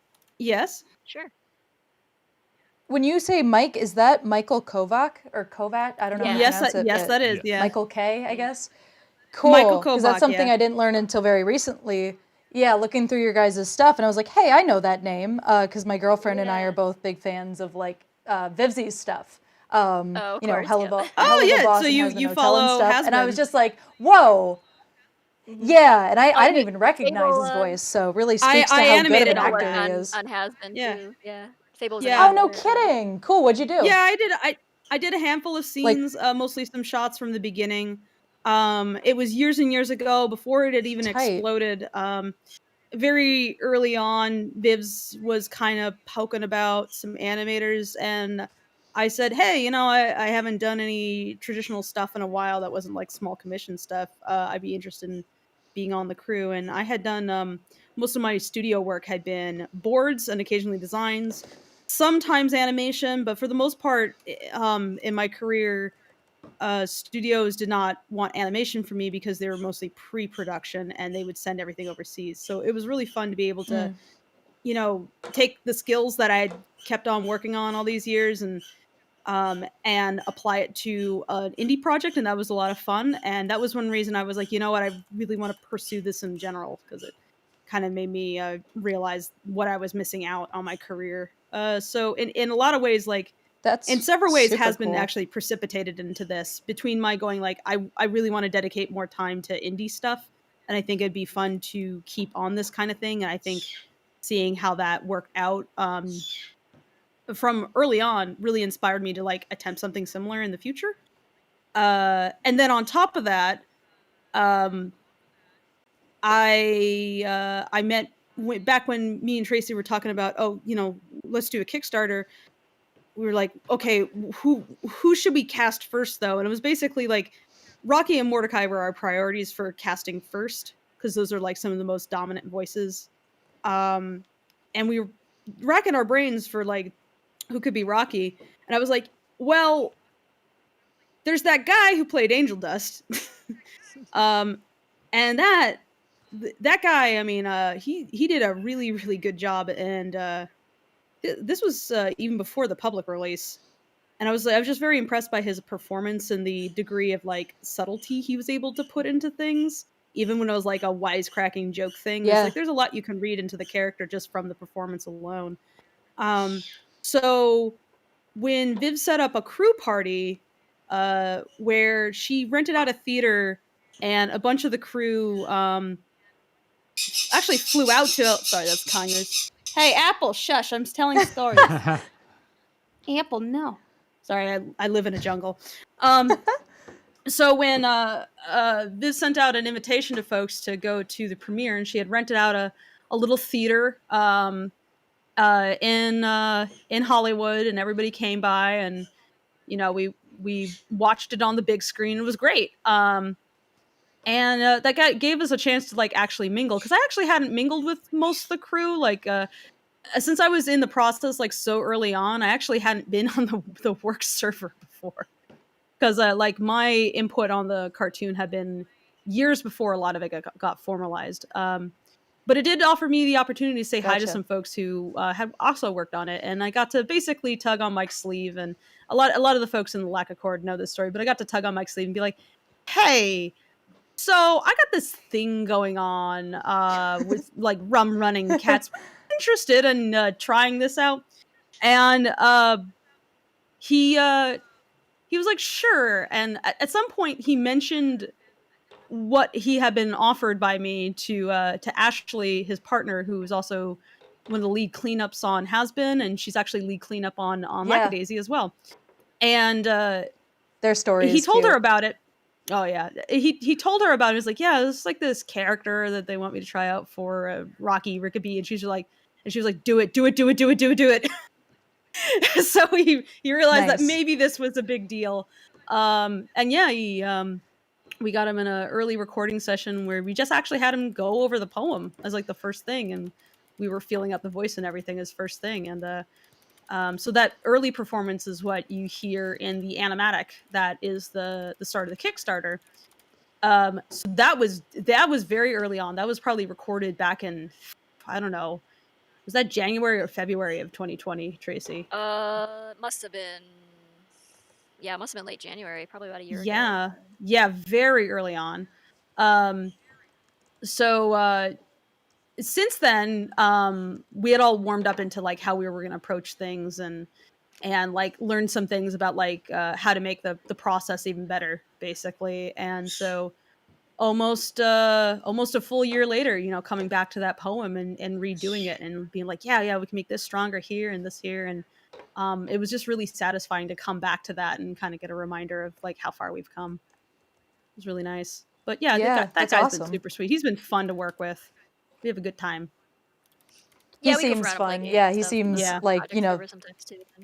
Yeah. That's Yeah, awesome. that all the voice actors are just like I envy them, because they're just like kind of have this inherent entertaining streak. Like they are born entertainers, even though a lot of them will say like, "Oh, I hate being in front of the camera. I prefer to work behind it." And But they love to they're like, talk. "That's why I'm a voice actor." But they are very good at talking and very good at just being funny. And so we've done Mhm. some like live streams and things where they are in character during the stream, and they just like improvise all this hilarious stuff. It's just so fun to. Yeah, if you look on our YouTube channel, you can actually see an in-character Uno, which is great because we actually had so Nick Nocturne, the Nightmind guy, who he covers a lot of unfiction material on YouTube and elsewhere. So it's like if you like ARGs, ARGs, yeah. he basically reviews and describes like a lot of the content that people are making. It's really amazing genre, medium. I don't know what you want to call it. It's like a multimedia kind of It's like storytelling thing. it's like an art form all its own. I Yeah, guess. yeah, it's really wonderful. So he covers that topic, and I've always really liked what he's done, and he's got this very distinct voice. So he actually came to me and was like, "Hey, he." It's one of the few situations where cold calling me actually worked out. So I wouldn't recommend going and just sending me random emails, guys. But in his case, I already knew of his work, and he had messaged me like kind of curious about whether or not we needed anything. And I was like, you know what? Actually, this guy's got such a distinct voice and personality that I'm going to keep it in mind for the future. And Tracy was like, I want to do Lacrimosa. And I was like, great. I know the perfect guy for it. So yeah. Nice. Yeah. That's really cool. So he's actually in our in character Uno as his little devil cat self. And so it's really funny because we have in one round we have like Nina, Freckle, and Rocky versus Nick Nocturne. And, Quite a mix. and Nina is convinced that he's Satan. It was really funny. They were, yeah. That's they were so funny about cool. it. All my this, God, I love yeah. hearing all of this, especially from someone like on the inside, because I like my thing since I was a kid is like I just want to animate, you know, like that's why I was so stoked for this stream and like seeing that you guys Aw. were animating stuff. And it's just so cool like to hear about how everything goes on. And it's funny because it like we're in such an exciting age, as I'm sure you guys like are celebrating yourselves, where it's like, yeah, you could just make a pilot. Like, when else Yep. has that ever been possible with the accessibility it has Yeah. right now? It does have that kind of and it's garage Happy, feel, absurd. that's for sure. Yeah, like Yeah. why do it now? And Yeah. it's like, well, because one, virtual studios are possible. Two, the tools are possible, which they did not used to be available to like everybody.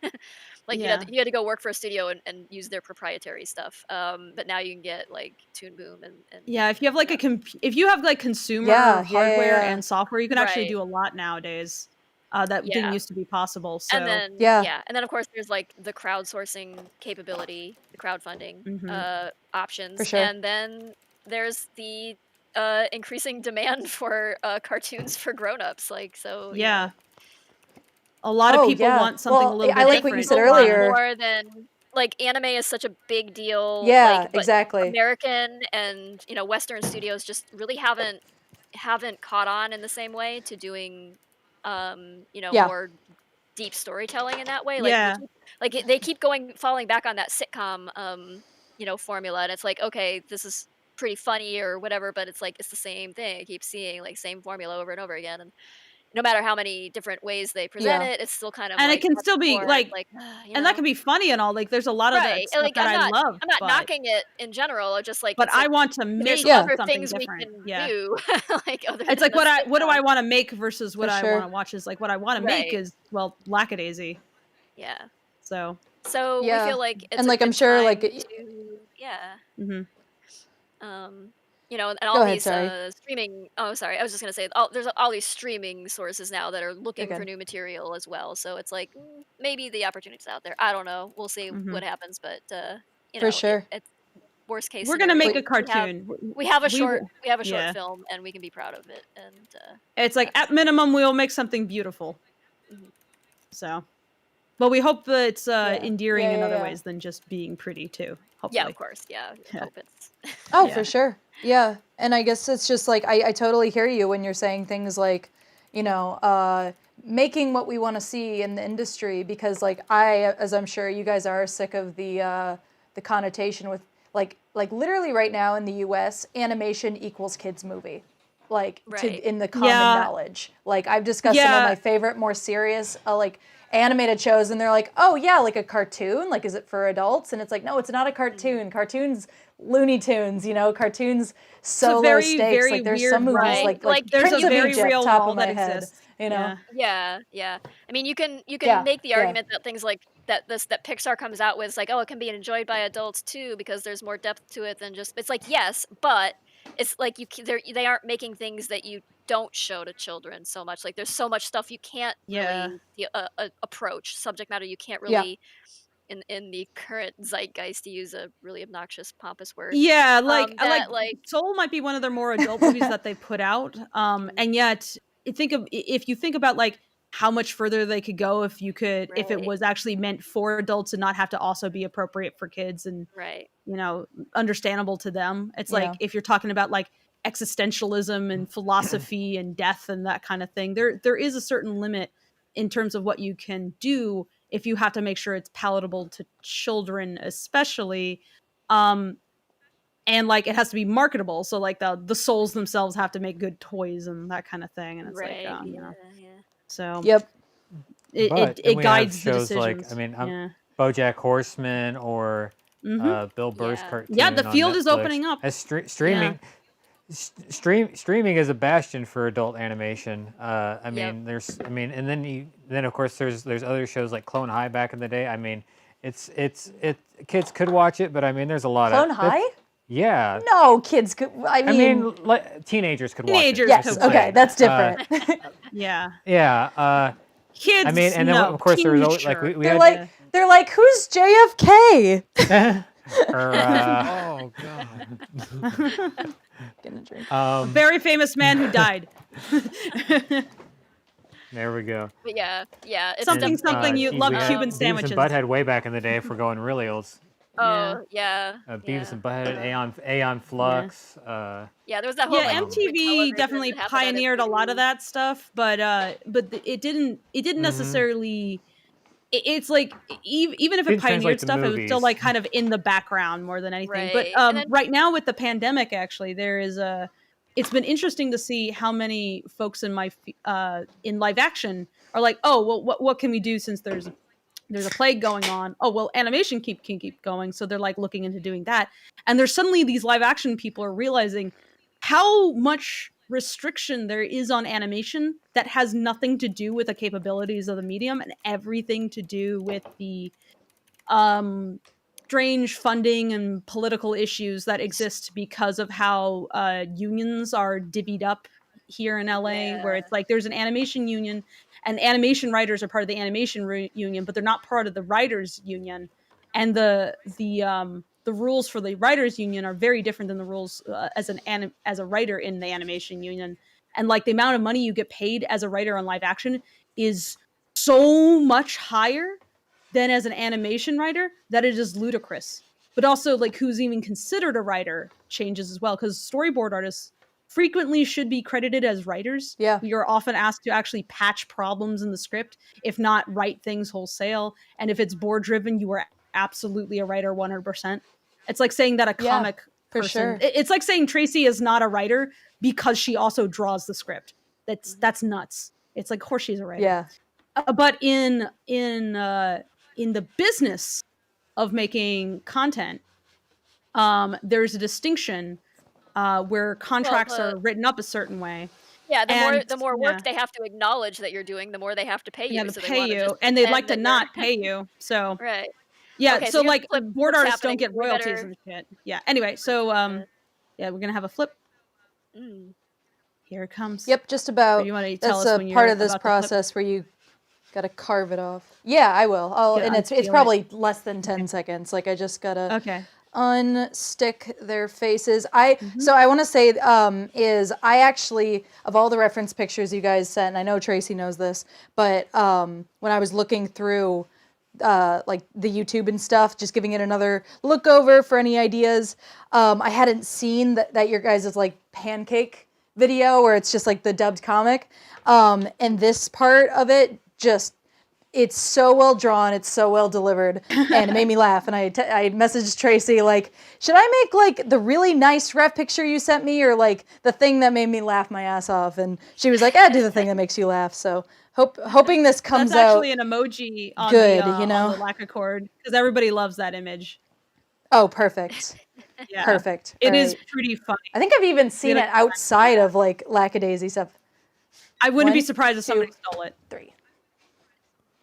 Yeah. Ow. There we go. Awesome. I love it. I think I put a Oh, tiny man. bit of weight on Mordecai, but that's okay. That's okay.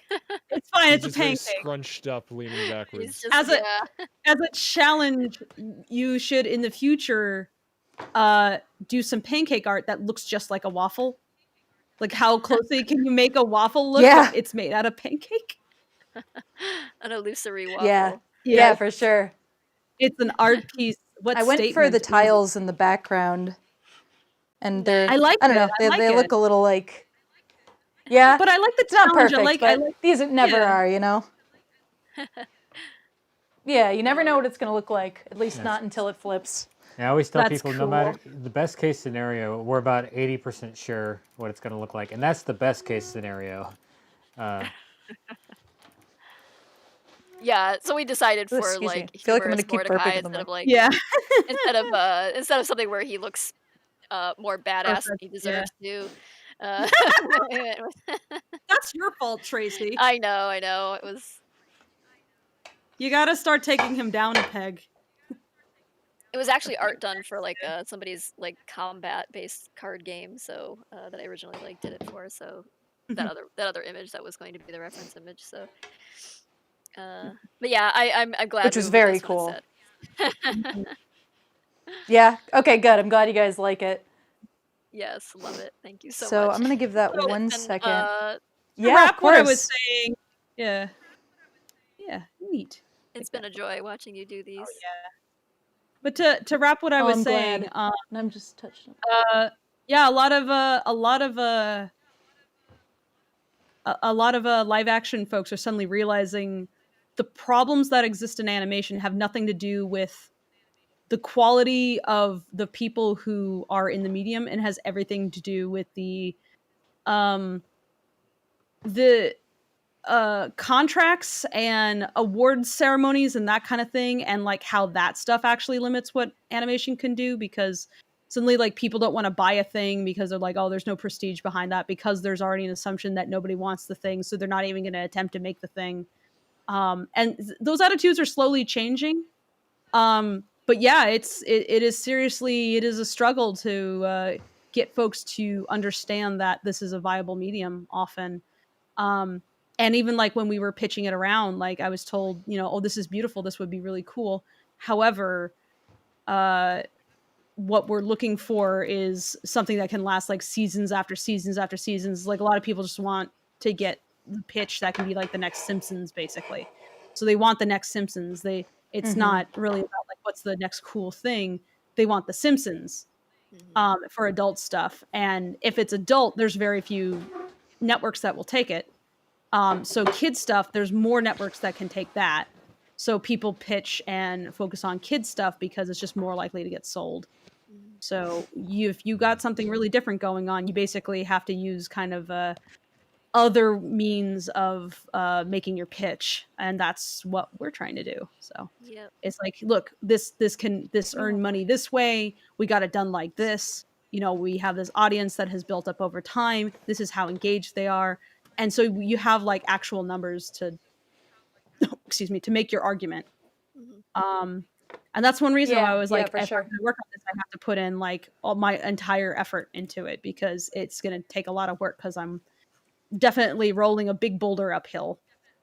And hopefully it's not a Sisyphean Right. task, though. Yeah. If nothing else, I am happy at least to make a really cool cartoon that should make a lot of people happy and inspire more people to do the same, which is one reason why we're trying to be really open about how we're making this, because I just want more cartoons, and I'm selfish like that. So I want other people to also make a cool cartoon. Um, and I think that sharing a way of doing it is one way you can, because for a lot of people, it's like, I'd like to do this, but how?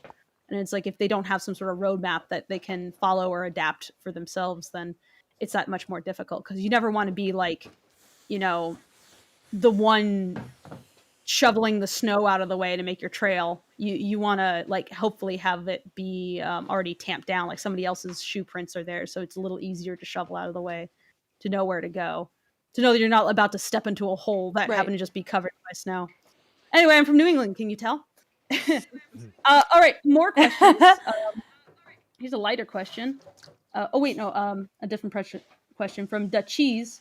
Has production on the pilot so far had an influence on the comic? Has the quality bar been raised? I think that's for you, Tracy. Uh,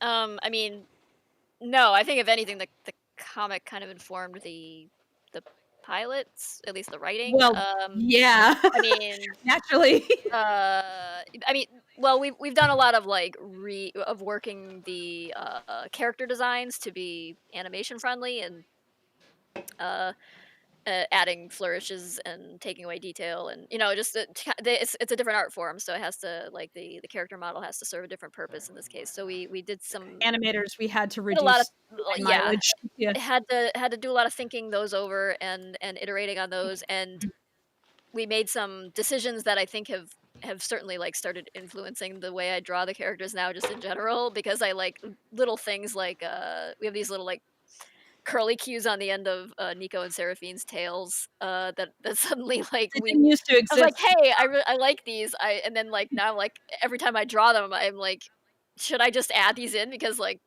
Just add them even in. though it's like it's not something that was in Do it. them in the characters for the, like, designs for the comic, but now it's in the character designs for the animation. I'm like, do I Has steal it or bigger what? ears now. I don't know if that's been integrated into any of your drawings of Freckle, but like the animation version of him has proportionally larger ears to Mhm, help like distinguish him in general from everybody. mhm, And I don't know if that's integrated in, but I do remember on the the comic where Child Rocky jumps into the mud pit, like there's definitely, I can see a bit of influence on cartoon Rocky onto that, because there's something about the shape language where it's like a little bolder than before.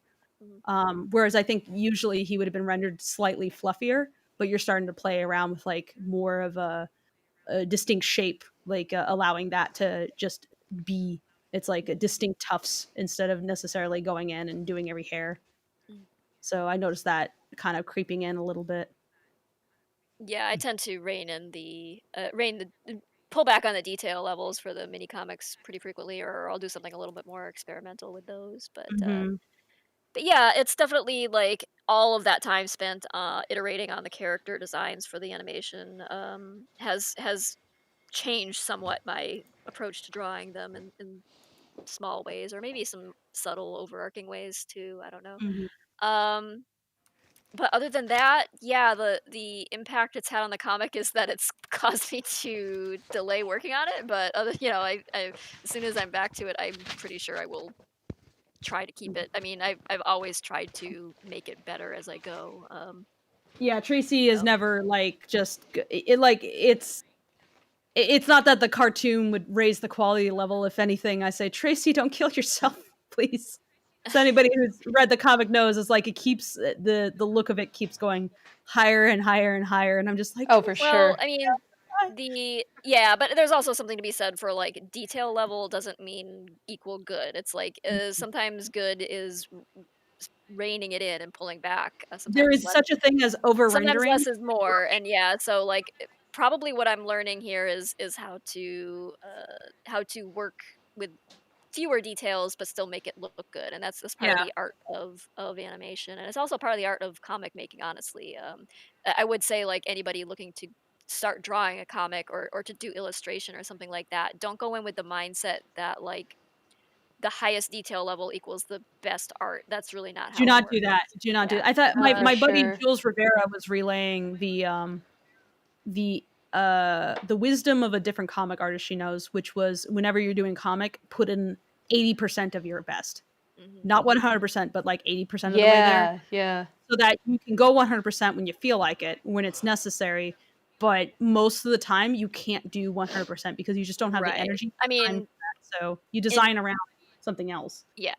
I mean, inherent Yeah. to the art of making comics is the art of time management and being able to successfully tell your story. And in order to do that, you have to you have to come up with a method of making it look good while making it something Repeatable. you can effectively do in a reasonable amount of time. And so repeatable and Yeah. Well, And the constraints when it comes to animation are even more severe because you do not have time to spend hours per frame.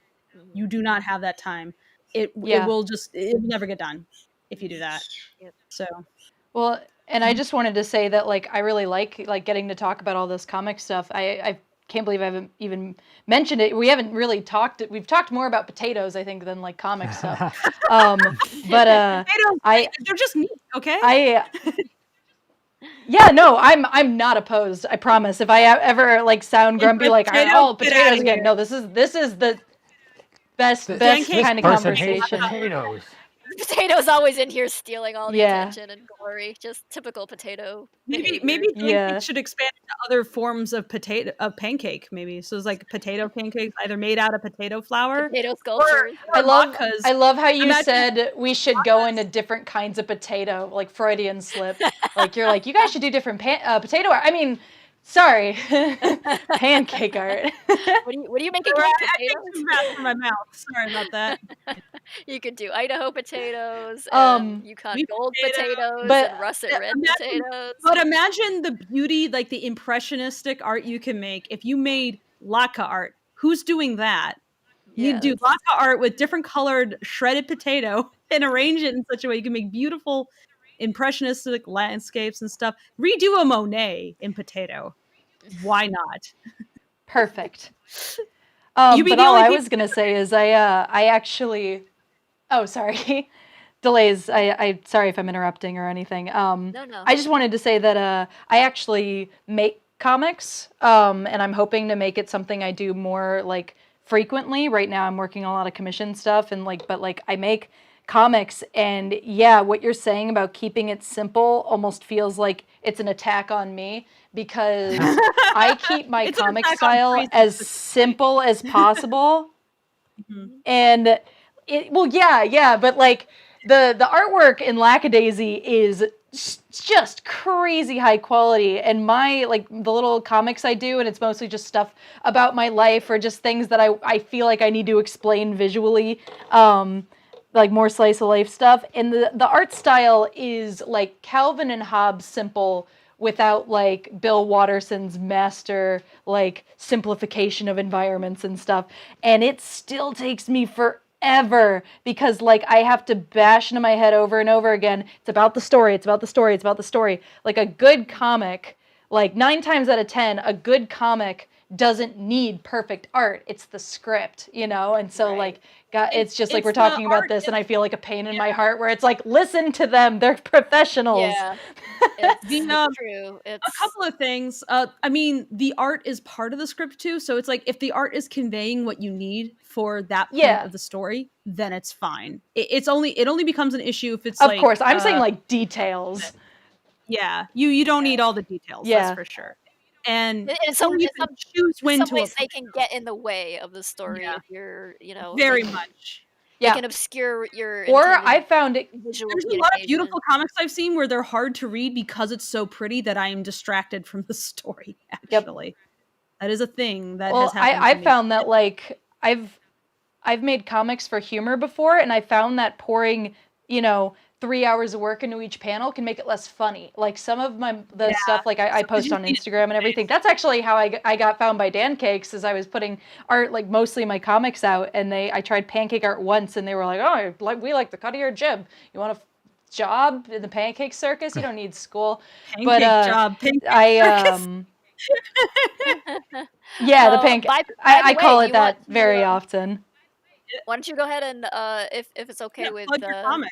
yeah, go ahead and plug your Instagram or your comic or whatever so we can check it Oh, out. I would Yeah, love I wanna to see it. see what you thanks. do. I appreciate it. I wasn't trying to plug it. It's just like the Instagram, like Please, that's how I no, got you're into here. any of this. So anyone listening, put your stuff on the Put internet. your I'm stuff online. very That's how happy I to got be in my St. Louis doing this. That's how I ended up in St. Louis too, was I put my art on the internet, and, Oh, sick. little game studio out here saw it, and they were like, "Hey, we need an artist, so wanna fly out and interview?" That's I was like, awesome. "Yes." So, yeah, put your stuff out But there, get it out there, 'cause that's really good yeah, work. other than other than Pancakes, where they found me, it's a page called No Sketchbook Needed, because my whole thing when I started when in high school was like, I don't have time to draw in a sketchbook. I draw on my school notes. Like, raise your hand if you drew on your school notes and there were more Oh, yeah. sketchbooks than Oh, anything. yeah. Hell But yeah. Yep. that username Skin. is just kind of stuck. And Yeah.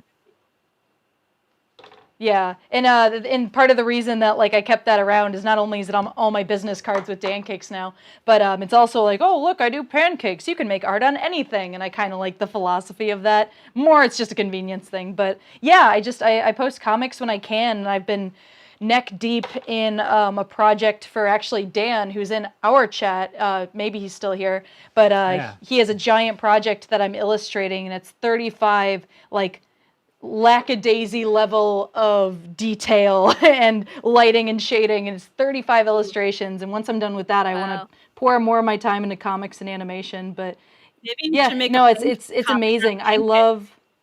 It's just I know. I've cross been meaning to. That's a here's the great panel idea. Yeah. I see that. Yeah. No, So I would love to do that. Then I'd be yeah, more forced to go questions. quickly for once. Yeah. Sure. All right, more questions. This is another one for Tracy. Has Rocky ever had pancakes with chocolate chips or blueberries in them? And what kind of carnage would ensue if he tried that? Good lord. I would say he's probably had, yeah, blueberry pancakes before. I guess that would probably have been pretty widely enjoyed at the time, but, what carnage is it? Oh, like what? Like Chocolate pancakes. the So type of pancake, influences the type of chaos that ensues, I guess, like, if he power ups. if he has blueberry pancakes and a typhoon Rocky Match happens, or Mania. I don't know. Yeah. If he has chocolate chip pancakes and something catches on fire, and I don't know. Um, I don't know how to answer Got that. another Rocky pancake question. How many Let's pancakes does Rocky uh, eat? let's ask some of the ones that are more toward like everybody. Okay, We everybody, can loop back everybody. once The Dana and everybody's everybody are the purples. has to Okay, wrap up. We can answer the okay. remaining questions. A question for the whole gang from Pat. It's not really a food related question, but what would you choose? A tornado or Nina's rage after making her food the wrong way? And also, what are the gang's opinions on a Chicago deep dish What's the pizza? difference? Uh, Uh, yeah, that's I, a good question. A tornado or Nina's rage? I'm. I mean, can we liken Nina's rage to a tornado and just say it comes with some extra Catholic guilt? I don't know. Oh, good um, lord. Tornado describing your sins to you as tornado's gonna wreck your shit, but feel bad about it later. yeah, So yeah. The tornado doesn't also make you feel guilty at the same time. make you feel bad about it while it's Yeah. tearing your house down. Yeah. Oh no, it's a Catholic tornado! Watch out! No. No, I just got out of one. Oh, Ooh, spicy. Catholic tornado go to mass. How do you baptize a Catholic tornado? Do you have to Well, put it over water? It a becomes a water good Catholic tornado goes to mass. Yeah. Every Sunday, not just Sorry. on holidays. Yeah. Is Catholic Tornado just like My life has Freckles' been baked gangster in name now? Catholic guilt. So.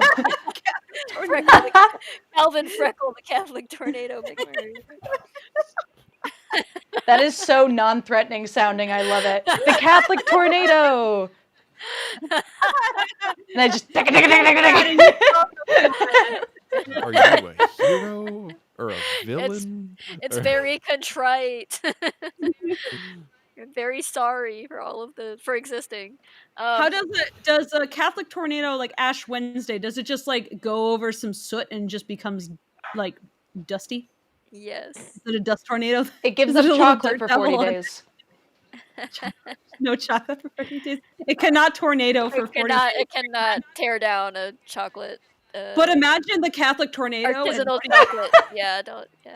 Catholic tornado goes to Mardi Gras and has like a wild night with a hurricane. Nice. Nice. And they become a typhoon. Are those eyes? A little baby I might have to typhoon adapt shows with up. these eyes. I screwed them up a little bit. Ooh. There's Don't just mind me, I'm like just laughing plastic myself. beads everywhere.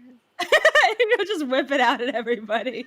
All right. That would hurt so bad. Okay, As and for Chicago deep dish opinions. I like it. I honestly like. Okay, so here's another St. Louis thing. People, a lot of I've heard people crap on emos like constantly, but like the thin crust pizza thing is a St. Louis thing. Thin crust pizza with Provel cheese. Provel cheese, I'm not like the biggest fan of, but it's okay. Can't say I've ever But had it. I like thin crust pizza. I like emos. Good for it. I like a I crunchy. really love thin crust pizza myself, but I also like Chicago deep dish. Like I don't know, like it's always like why does it have to be so binary? Why can't you just like both? You know what? It's not. You can Look, like. I am pan don't- pizza. yeah. I'm pro pan pizza. Okay. Okay. All right. Okay. I have always found I had like, a, the times in which I ate deep dish pizza, I felt like it was too much grease, too much. Maybe I didn't have good pizza. I don't know, but it was just like eating a pizza stew more than like. You had a bad deep dish. Yeah. it's definitely more pie-like. It's like whenever it's a pizza pie, it's Yeah. definitely that's Yeah, more. it's Pie. it's a But- heavier amount of like oil and cheese and things to consume than I everything. like it. It's I like remember- a cartoon. I had pizza. ooh, that's a good answer. In Chicago, there's a place, I don't remember exactly where it's at. It's close to Second City that does pizza pot pies. And they are amazing. That's just a calzone. In Chicago. I don't know, because Is it- it's not something you can pick up and eat at all. Okay. oh, okay. I remember. So it's much more actual pie. it's literally it comes in a bowl like it's a pizza pot pie like and I'm trying. It's been years since I had it, and I just remember it was really, really good, and I haven't been back since. Well, shoot, I'm just gonna Google it now, because I know it's a Chicago Pizza and Oven Grinder. I think that's the one. Yeah. Yeah, because it's right below as a lawyer. Oh, yeah, it's basically I think it's like a bread bowl, but pizza. Think of it that way. Ooh, That's almost ooh. Okay. You know what's good anytime? Pizza on a bagel. what's that? What? There you go. No I one's gonna remember, argue with that one. That's crazy. I remember when I was younger, there was a restaurant near where I lived called Ingleside Pizza, and the deep dish there, I have never seen a pizza that goes quite this deep. It was probably 4 inches thick at the rim. So deep it gave me an existential crisis. You ate it like a cake. Deepest of It dishes. was just a lasagna at that point. Deep dish pizza, I think, is based on it's like a Sicilian pizza style. And I remember home in New Hampshire, there was a place that actually served Sicilian style pizza, and I love that. I love that so much. Rarely could get it though, because nobody else wanted it. It was like, why would I want that? It's like because it's good. Everybody with their damn pizza opinions. Maybe Food- there's other ways to enjoy a pizza. I mean, everybody's so damn picky and shit. Food. It's like just so long as it tastes good, it's I good. mean, as Food long tastes as it's good, not put it in public mouth, school go yum. cafeteria pizza Oh god, no, that stuff's rectangle, trash. I hate then it. It tastes like diapers to me. yeah. Like But the cheese is wrong, the texture it's is trash, wrong. but you know we were all like, oh, Yeah, thank God everybody it's looked pizza day forward because as to trash as Not that, me. Thursday is I pizza was yeah, day, as yeah. Pizza day at as school garbage made me want to as vomit. it is, the rest of it's worse. It was just It because it Oh just spoke wow. to how bad the rest of it was, yeah. I hated the smell. I hated the flavor. I hated that like pizza day at school always had me. I was always hungry on pizza day because I refused to eat that damn pizza. I was like, this is not pizza. This is disgusting. This is Wow, diapers. you stand on your principles. I do. I do. I hate school pizza. I refuse. Disgusting. Honestly, like pre-Michelle cafeteria pizza and generally cafeteria meals were oof, were not great. Ugh, Yeah. not good. All right. I just So more remember questions. we used to. Okay. Go ahead. You with want to? No, questions. no. Go ahead. Go ahead. Oh, I was gonna comment on like the insanely dry hamburgers that we used to get, because that was you had the rotating menu, and then you had a hamburger, and you could always get the hamburger as like your alternative to whatever other junk they were serving, and they were just so dry and terrible. Bad hamburger is so bad. My school always had like the only alternative was ever like salad, which was pretty much nothing but ice or like romaine lettuce, and that was it. There was pretty much nothing else in it, Yep. and a slice You of got bread with romaine? I don't know if it We was just got romaine or just like iceberg. iceberg chunks. Yeah, I guess it might have been iceberg. Iceberg I don't never know. give you romaine. Are you kidding? That would Yeah, cost I more get money. it was whatever is the low rent lettuce. It was That's that. iceberg, yeah. Uh, and like carrot shreds. I think that was like the only other thing that was in it. And then a slice of bread with I think That what brings was back almond butter. memories. I don't think it was even peanut butter. It was like I think they bought almond butter in bulk or something. And Interesting. Probably less sugar. yeah, Yeah. possibly Uh, just because it was cheaper. I don't know. At the time when nobody was like looking into almond butter, it's like, oh, that's a fancy thing. Maybe they were able to get it real cheap because I nobody knew it then. yeah. It might have been considered Nowadays, it's considered like, oh, almond butter. Oh, right. yeah. It's a delicacy. Kind of a relevant. Kind of a relevant question from Keegs. We know Rocky loves pancakes, but has everyone else's favorite foods been revealed? I don't think any of them have a food they're quite as attached to as Rocky is to pancakes. Freckle But like sandwiches, I Freckle guess. likes sandwiches, yes. Except He likes without horseradish. right, not with horseradish, no spice. Like he's definitely a mayonnaise boy. Mayonnaise and a glass of milk. and he just can't handle the spice. Um, He His brings pro CD when you need him. I I like the dish, but it's too spicy. I Sir, mean, you're eating this mayonnaise. this kid grew up eating cabbage. I mean, come on. Um, so a sandwich was just like a nice treat. It's like no And wonder no wonder the kids were excited about the pancakes. That was very different than the cabbage and potato. yes, yeah, like cabbage and potatoes and maybe roast beef or not roast beef, corned beef if if you're Ooh, I love lucky. corned beef though. I do Corned love beef corned beef, is yes. good. What does Ivy have a favorite food or Uh favorite category of food? Ivy definitely like little like confectionery things like petit Cupcake. fours like uh petite fours or whatever they're called, like those little cube. I could The see her things in like little cookie tins. they're little like they're like a little cube of cakey stuff and it's like decorated in a really cute way. Like she would be aesthetically attracted to those and also they're very sweet and good. So yeah, I think she'd be like anytime She's I think of like high. what treat would she splurge on for herself, it would be that kind of thing. Mitzi's Uh, gotta love chocolate. I just I'm gotta. sure Mitzi loves Yeah, chocolate. Yeah, dark so chocolate. she just seems like the kind of woman that definitely has like a box of chocolates at all times somewhere. There's probably yeah chocolate stashed away so that Rocky can't find it. We know that Ace of Sweet likes candy. Yeah, pretty much. He's pretty big on that. He's always got like penny candy on his desk. I think he's like outwardly like bombastic and stuff, but I think he's like kind of inwardly like got a lot of anxiety, and so he takes it out on like crunching on like hard candies and chewy candies and things. And uh, and but, and ordering murder. and yeah, ordering hits on This is idiot rum runners. Let's see. Does Victor Mordecai like Vic anything? Mordecai doesn't like no. he consumes food. Yeah. Mordecai liking things? Excuse me? The one time a year, he'll make some matzo ball soup, and then he doesn't eat ever again. Right. I have actually talked to Tracy about what kinds of things he might eat as a fellow Jew. And I find it very Yeah. hilarious that he does not like horseradish.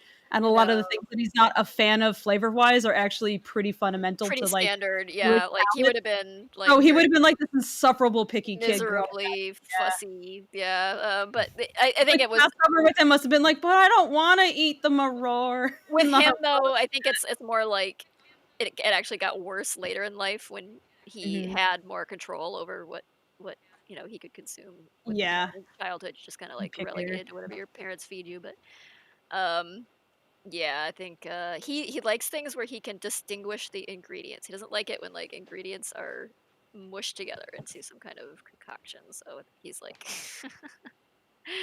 like one of those kids who would like He- pick he's like apart he's like a the raw. food and like divide the peas and carrots on each other, not eat them together. That just is He might like unnatural.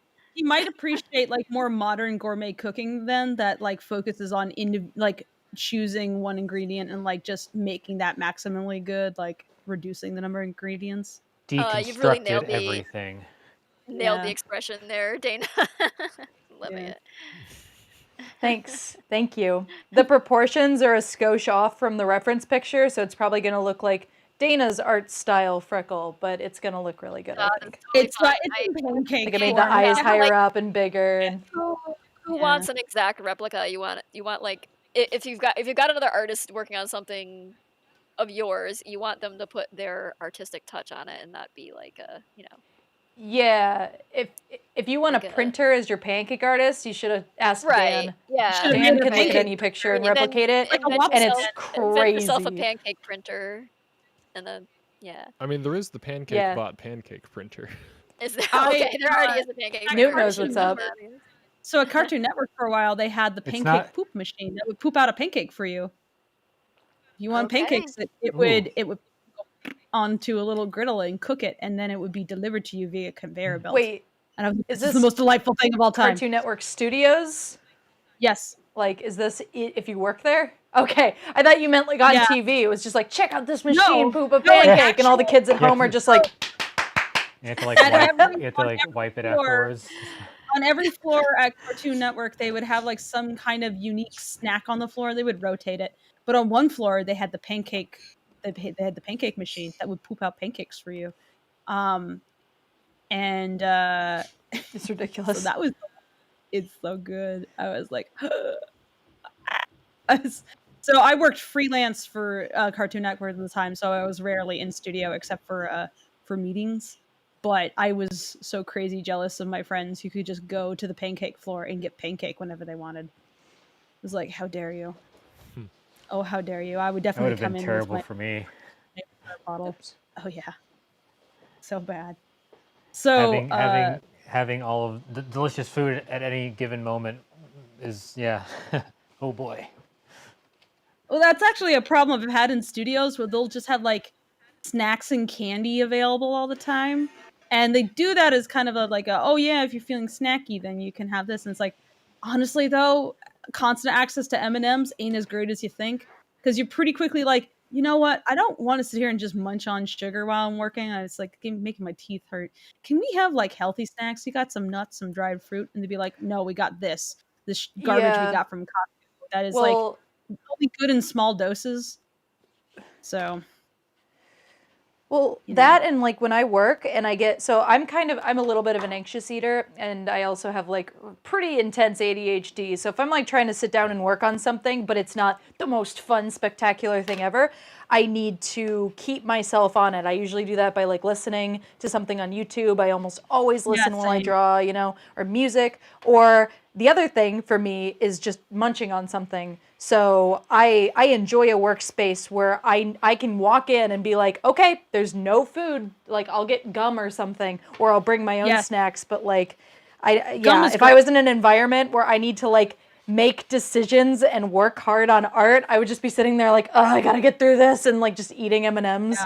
So like, Yeah, I sugar's I helpful if you appreciate need to that. go That's through, the sugar can be helpful if you like need it for that moment, but it's like I found it Yeah. helpful to have like some nuts or something to the side, or some gum, because it's like chewing on something is as helpful as actually consuming something.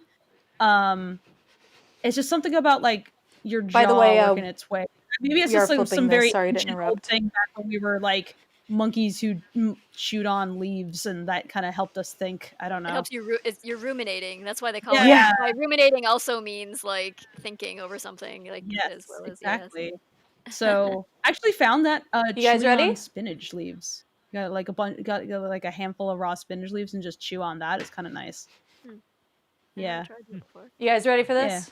And then spinach, you feel good Can about they it. hear me? Spinach is delicious. Yes, I can hear you. Yep. It's just a delay. Oh, my bad. Okay, all right. I'm gonna flip. 1, 2, Okay. 3. Wow. Oh, that's Oh my adorable. God. Oh god. Oh, I think this is my personal favorite for the day. Oh, That's great. Oh, cool. baby. It's a baby. Just Oh, one and then he moment, grew up Yeah, to there, I honestly, every time I got an email, and it was from Tracy and I saw this profile picture, my heart melted a little bit. Oh. So Yeah, I it's thought it was a pretty good. good closer and a good fit. Again, a little bit of a stylistic difference, which, is always fun. It's always fun to like see how different people no, draw yours is stuff, and cuter, I had not honestly. practiced drawing this before or anything. Yeah. What did you say? Mine is cuter? Yeah, Oh, okay. yeah. I mean, The bigger eyes pupils are is, I bigger guess, how and you do it yeah. typically. So, by the way, That's if you guys are in the chat or if you're watching, don't go just yet. I'm gonna lay out all the pancakes I made today to kind of round them up. So, Wonderful. Okay. on While that. you're doing that, is there anything you or Ben want to say about Pancakes and what you like if somebody wants to get some pancake art, how do they do it and Yeah. such? Like how do You want to they promote So, your own thing. Yeah. Yeah. Well, So shucks. pancakes.com. That's the portal for all things pancake art. We've got our store on there where you can buy pancake art equipment. You can buy already preserved pancake art. You can hit us up for doing commissions to preserve pancake art, or we've also our live streams are on there as well, and you can donate to make requests, all that stuff. We've got tutorials, the whole the whole shebang. So if you're even mildly interested in pancake art, that's definitely the place to go. We've got a Patreon now too, so you can find us on Patreon, just Pancakes. And Beautiful. also, I don't know if anybody's looking in the right corner, or the right panel. There's a little card there. There's a coupon code, so you can get 10% off anything in the store till the end of the month.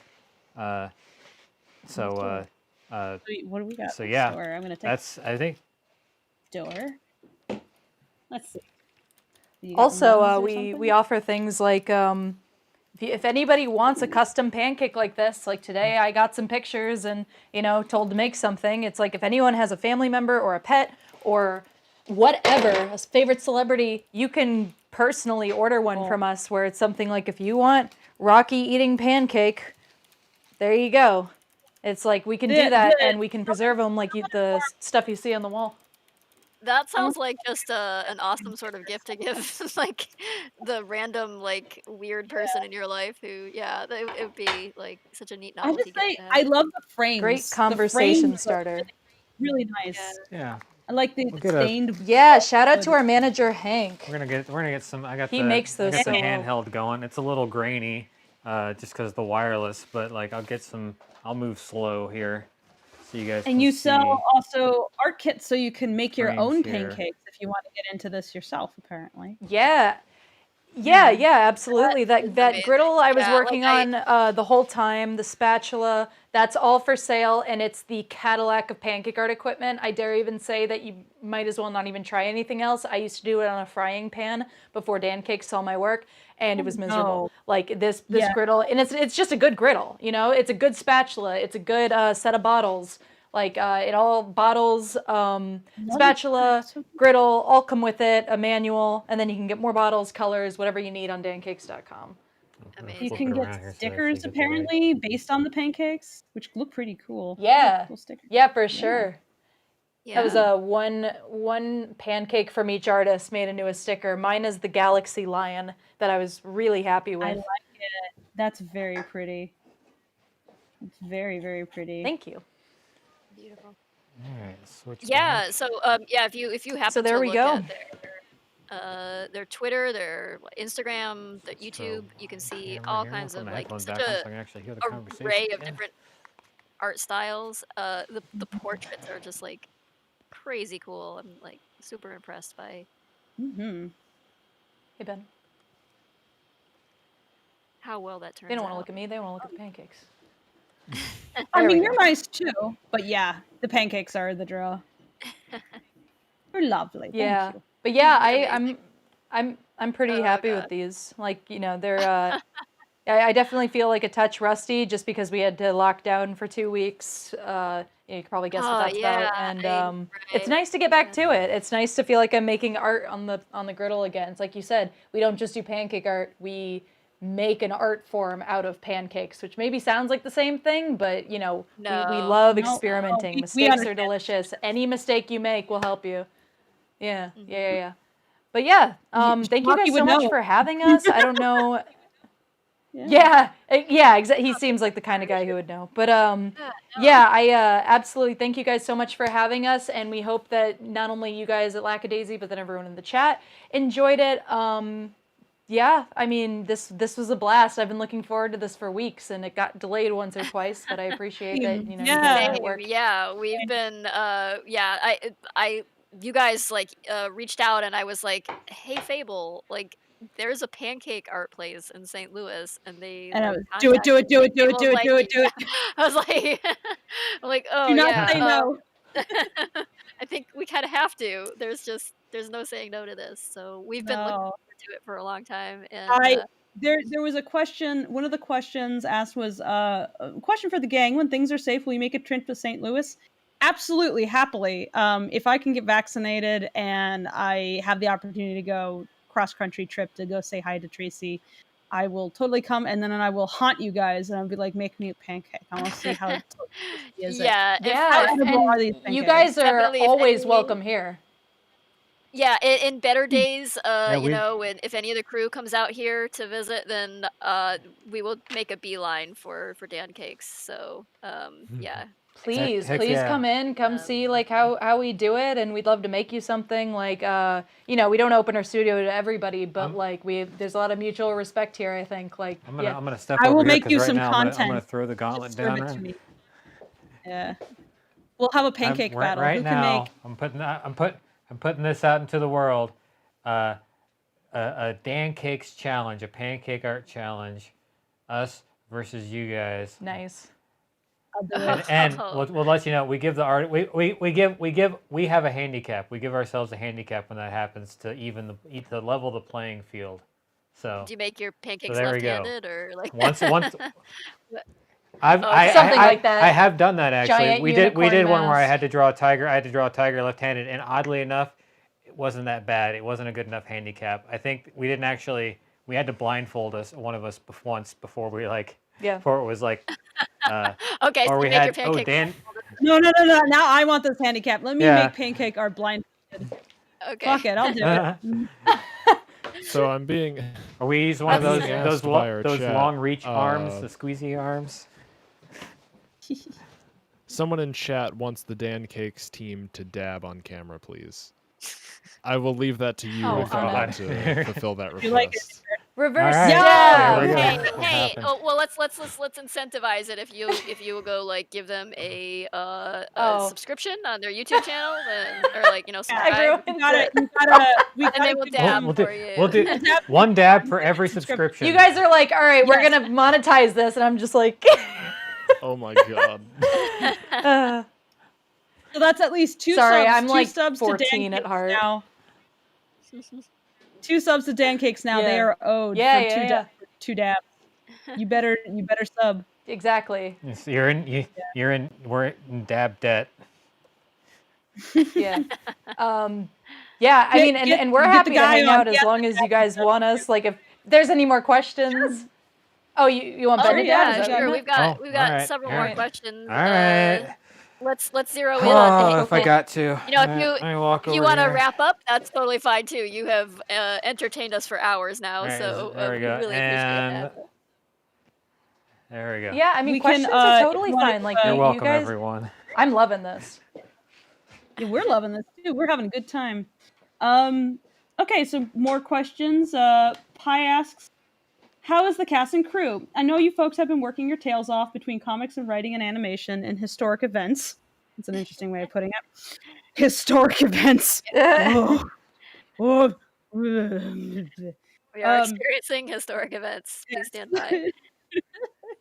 And want you guys to know I'm thankful to you for all the time you make to streaming for humble fans as yourselves. I love you all. Well, that wasn't a question. That was just nice words. How dare you? Well, there was the how's the casting crew part at the time. Oh, right. That is- There have been historic events. mm. This is. I'm we're hanging in doing. there. We're- Yeah. If I didn't have this, I keep myself deliberately from imagining what I would be like right now if I didn't have this, because the thought makes me sad. Yeah. Very you have feel less that. time for making yourself miserable on Twitter and other such things, or watching So I cable have news, so much more whatever. time But to if do you, this role. if you are making an animated film, like you don't have time for that. So Yeah.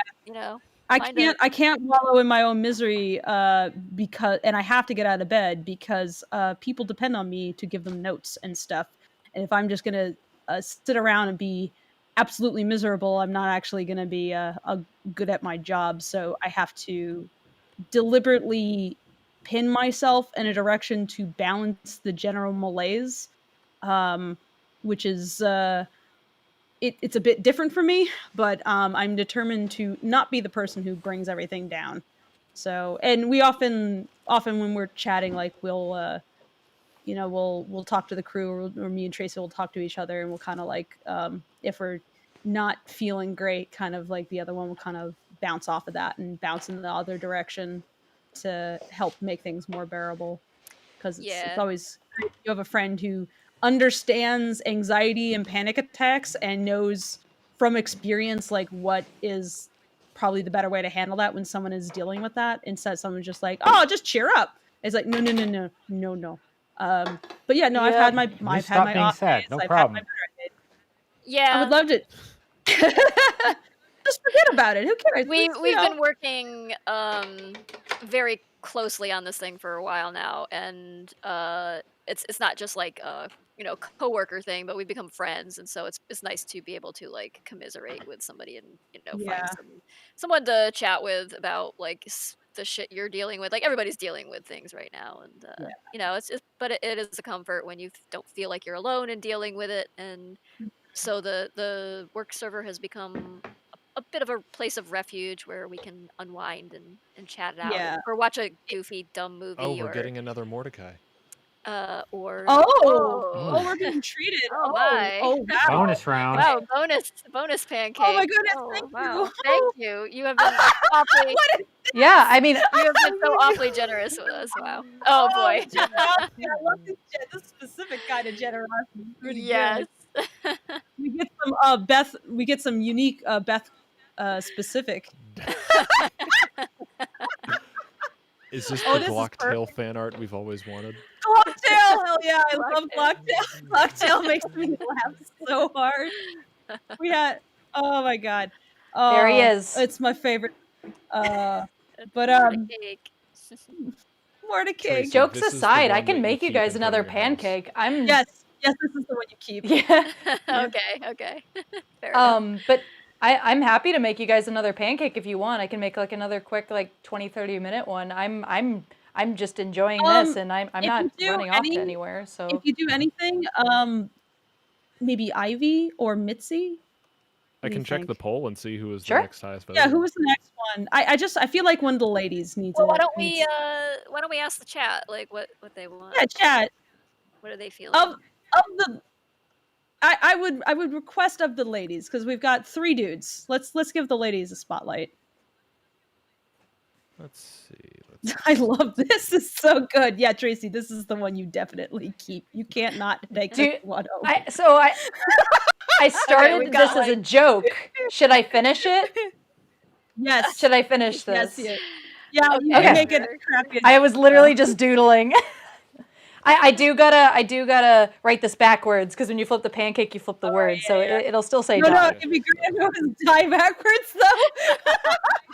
So Mordecai was our highest voted with 29.37%, followed by Freckle at 21.4, followed by Victor at 14.7, then Cactus Friend at 14, Right. and then Ivy at 7.7. oh, Okay, poor so Ivy, Ivy not was- as popular as the cactus. But Ivy is the adorable little flapper girl though. Ivy is good though. I think we'll settle for angry Mordecai here. 20 minutes on It's this. not really settling for it. We're just like it's all just pure. Nice. Don't talk me, I angy. Does anyone? By the way, if anyone has questions for Dana or Ben or about Pancakes in general, now would probably be a good time to Yes. throw those questions our way. Ask Pancake question for Pancake people. Also, I see people asking about Nico and Seraphine. Nico, Mitzi, and Seraphine were the 3 least voted at a 2.4, 1.5, and 1.4 respectively. You're all terrible for not voting for Seraphine. I say as someone who voted for Cactus Friend. Why did I suggested to Newt? I was like, put Cactus Friend on the poll. That'll be funny. And then he gets it. Then he's actually was winning for a while. I was like, uh-oh. Yeah, that's the problem with Cactus Friend. It's too popular. I also love how many people have referred to Nico as the Buttercake Man now. Buttercake. Nico the Buttercake. I blame Malcolm. Yeah, that is another St. Louis thing, by the way. The buttercake, gooey buttercake. Gooey Buttercake. Mhm. Oh, gooey butter cake is so good. It's so terrible Yeah, because yeah, it's it is. like This is Lackadaisy. We it's don't just have very beef, bad it's for we you, have but it's butter. very delicious. It's basically just like it is basically just baked butter. It's That sounds excellent. butter, sugar, and like a little bit of bread, just a little bit. yeah. Mm. Slight bread texture, but mostly goo. Mostly delicious goo, sugary goo.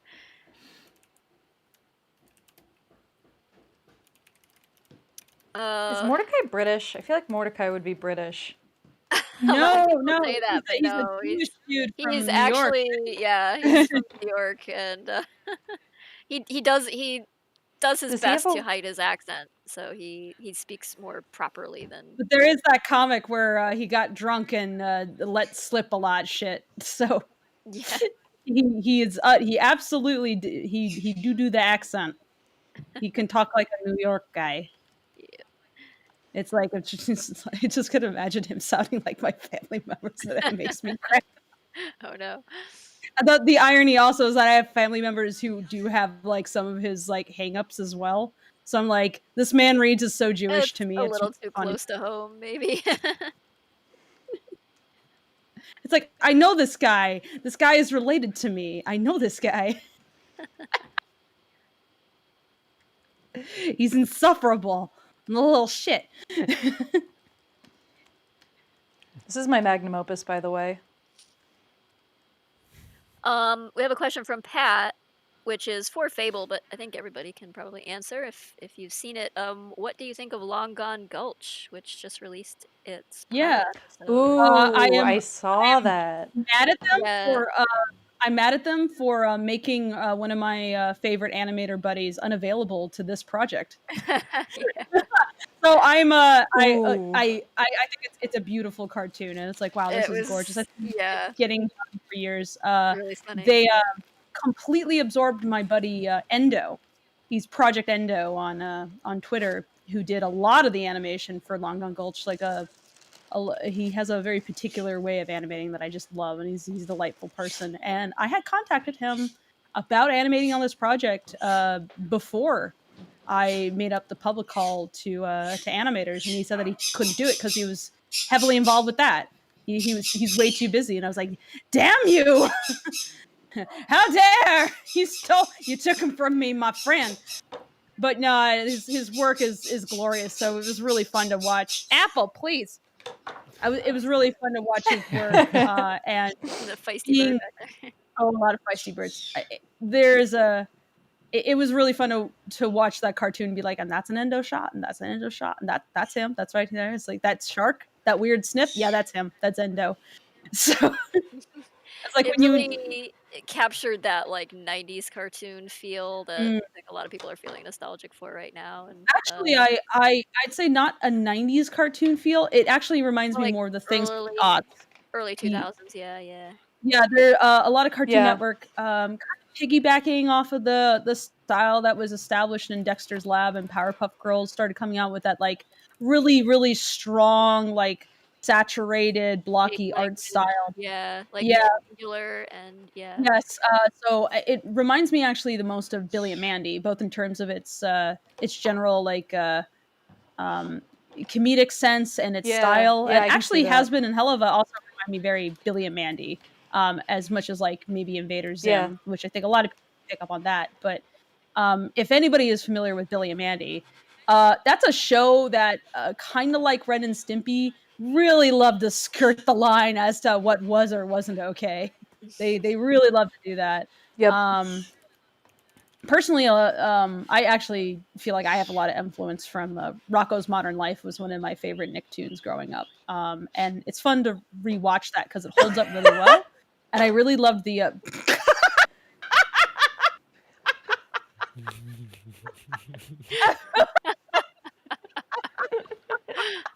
He's dying because This is what you guys wanted, ketchup right? on his face. Yes, perfect. That's perfect. Perfect. Love it. He's very angry. He's just going red. Kitty, die. Yeah. Wow, I didn't even connect his glasses. I guess those are just his eyes It doesn't now. matter. I It didn't still realize those reads were as supposed to be like he's glasses. part of why he's probably angry is why he's lost his glasses. Took so. his glasses and someone spilled ketchup all over I like his the face. gun. They are gun. It's gun. Gun. That's a firearm. Okay, are you guys ready for the ref? All right. Yeah, sure. I did my best. Perfect likeness. I Couldn't get don't. much What's better. the difference? Oh wow, it's beautiful. Corporate needs you to pick the difference between these two pictures. Now that's gonna go viral. make this an emoticon or emoji or whatever it is on Discord. Yeah, we will put it on the Discord, definitely. Absolutely. Take a good picture, it'll go up. Yeah, just before the I will. stream started, I said to Newt, I was like, Newt, let's get all the pancake art we have. It's got to be emotes. We need as much pancake art as you got. And he's like, well, Tracy did send me this. Good. Okay, I will clip it out for you. I will repair anything that needs it. Need all the pancake emotes. I needed it. I was like, people need to be able to respond in pancake form in chat. It's very important for reasons. We all have a lot of emotions about pancakes, and so we need Strong communication tools. We Yeah. need our potato, and pancake hieroglyphs. Can a bite be taken out of the gun? So there's just like a munch. I mean, do you want me? I don't know who this is going to, but I don't want to bite into someone's artwork unless like Tracy, this Tracy, goes to you, do you right? want me to bite it, or would you just like this? We're to bite it. Because biting it is kind of like leaving your signature on it, right? So yeah, that's a signature. Okay, bite. yeah, no, I gotta sign it. Good. This is sign also it with a proving to bite. everybody who thinks these aren't edible. These are absolutely edible. This is so weird. All right, ready? give it a good chomp. There we go.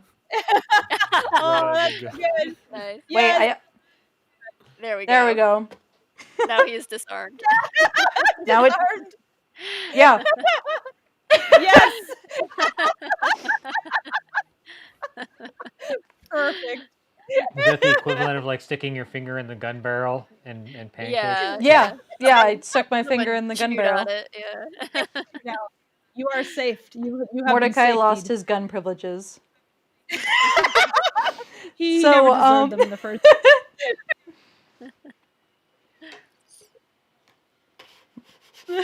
All right, plating that monstrosity. And then again, real talk, guys, are. This is the best one today. Definitely, yeah. I like the can't stupid think of looking any. hands. Like, I mean, yeah, like just that's how I shoot firearms, just T-posing. You gotta brace yourself against the wind. Die.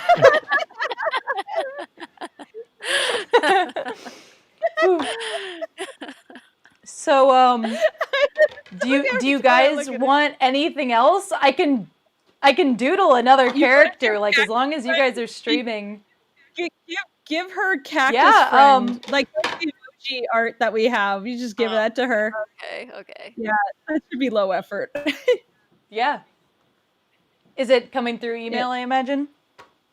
Yeah, I How? can email it. Let's see. Or can I Google it? Like, I'm happy to Google it. Just email her the emoji. It's the cleanest thing. Will do. I'm just gonna. There we go. Just while I wait. Just. So good. Thank you, Tracy, so much. that's the level of art quality you should be doing to keep it simple. I know. Like, yeah. Just reject Yeah. modernity. Gotta step it up. Replace tradition. make No, I just meant for pancakes, like if you want to make your comics fast and stress free, just conflict is characters T-posing at each other. Yeah. Sure, why not? I mean, there have been a number of very successful stick figure comics out there, so There is dinosaur comics after all. yeah. Who said you even had to draw anything ever? My comic is basically a stickman comic, like fat stick figures. But they're not stick figures. They're just like that. They're just like that art style, more or less. All right, more questions. So this is a crazy one. Citizen Zombie Productions asks, Lackadaisy, but pancakes don't exist as morning meals, but as flying saucers and gigantic quadrupedal armored vehicles piloted by living extraterrestrial brute aliens that shoot maple syrup from high-speed power hoses instead of ray guns, only to be stopped by Rocky's insatiable hunger for the world's sweet-tasting, semi-solid invaders and their syrup, then suddenly goes into a food coma after repelling the invasion and doesn't wake up until the next time they invade. Is any of it possible? Oh, Uh, Tracy. Did I just have a stroke? yeah. I think I did too. How did you know that this was the twist ending to Lackadaisy? Like, Yeah, it's all been leading up to that. must have That's really weird. You predicted that, man. must I have can't believe you. got a hold of my notes. Crap, Tracy. They figured out what happens in Act 3. Oh We have to no, redo everything we now. have to rewrite it. Oh, it came through. It leaked. It leaked. Cool beans. Okay, Ben here asks, Oh, how good many lord. pancakes can Rocky eat? All of them. How Yes. quickly will you evolve? Yes, Many pancakes. more than safe. I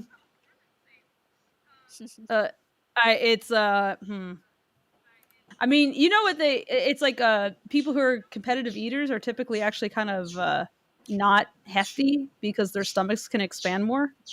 There's not so much flesh in the way. So I guess a fair number. How about this? Can he eat more than Victor? More pancakes. Yeah. Yeah, probably. I think Victor would find them like sickeningly sweet after a much shorter period of time than Rocky would. So I think Rocky probably could.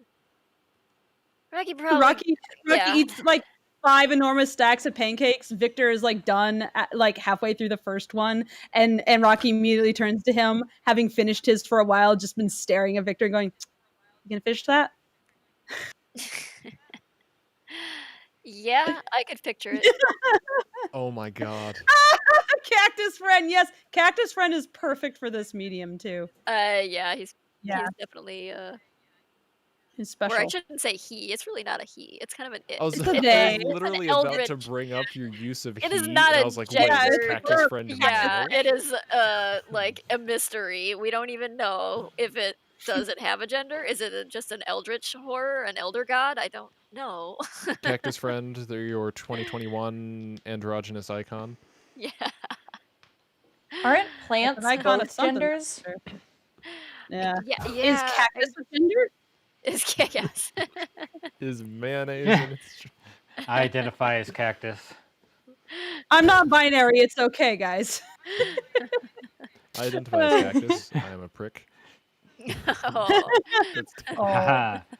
Oh. I mean, if we want to be literal, then I'm not sure if Sagaro is Cactus Friend a Sagaro cactus. Saguaro? What kind of cactus? Yeah, I think it's like I can't remember what kind of cactus. Let's it find out like if. Let me look up I Sagaro. think like there's like a miniature kind of. Let's see. Finding out if there are male and female cactuses, or if they have male and female parts, like a lot of other Cacti. plants. Cacti. Excuse me. Well, they have flowers. Yeah, they do. It does flower. Pollinated. They're a flowering plant. Occasionally, Cactus Friend grows a little hat. Aww. I am dying to know how this fits into the 1920s like gangster cat story. It fell off the back of the Like I've truck. just been trying to figure it out. Probably more resembles like what is this? A torch cactus, like a echinopsis. Torch cactus. Okay. Occasionally, like a potted cactus, like a saguaro is like a giant, like wild growing cactus. I don't know that people really keep them in like pots. I don't know if you could. Yeah. I think those I don't. things They have don't. I don't think massive they root structures. like. I don't think they grow fast, but because the ones that Cactus Friend, if Cactus Friend is a torch cactus, then the arms of Cactus Friend would also have little hats. Oh, okay. Yeah. Cactus Friend flowers. It's Valentine's Day in Lackland.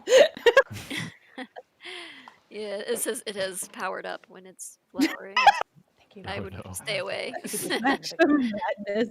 Okay. If you Do see the not lick. blooms, it is already too not, late. not sure what's gonna happen next. Yeah. Okay. How does Rocky from Mouse Cry 160? How does Rocky feel about Japanese pancakes or crepes?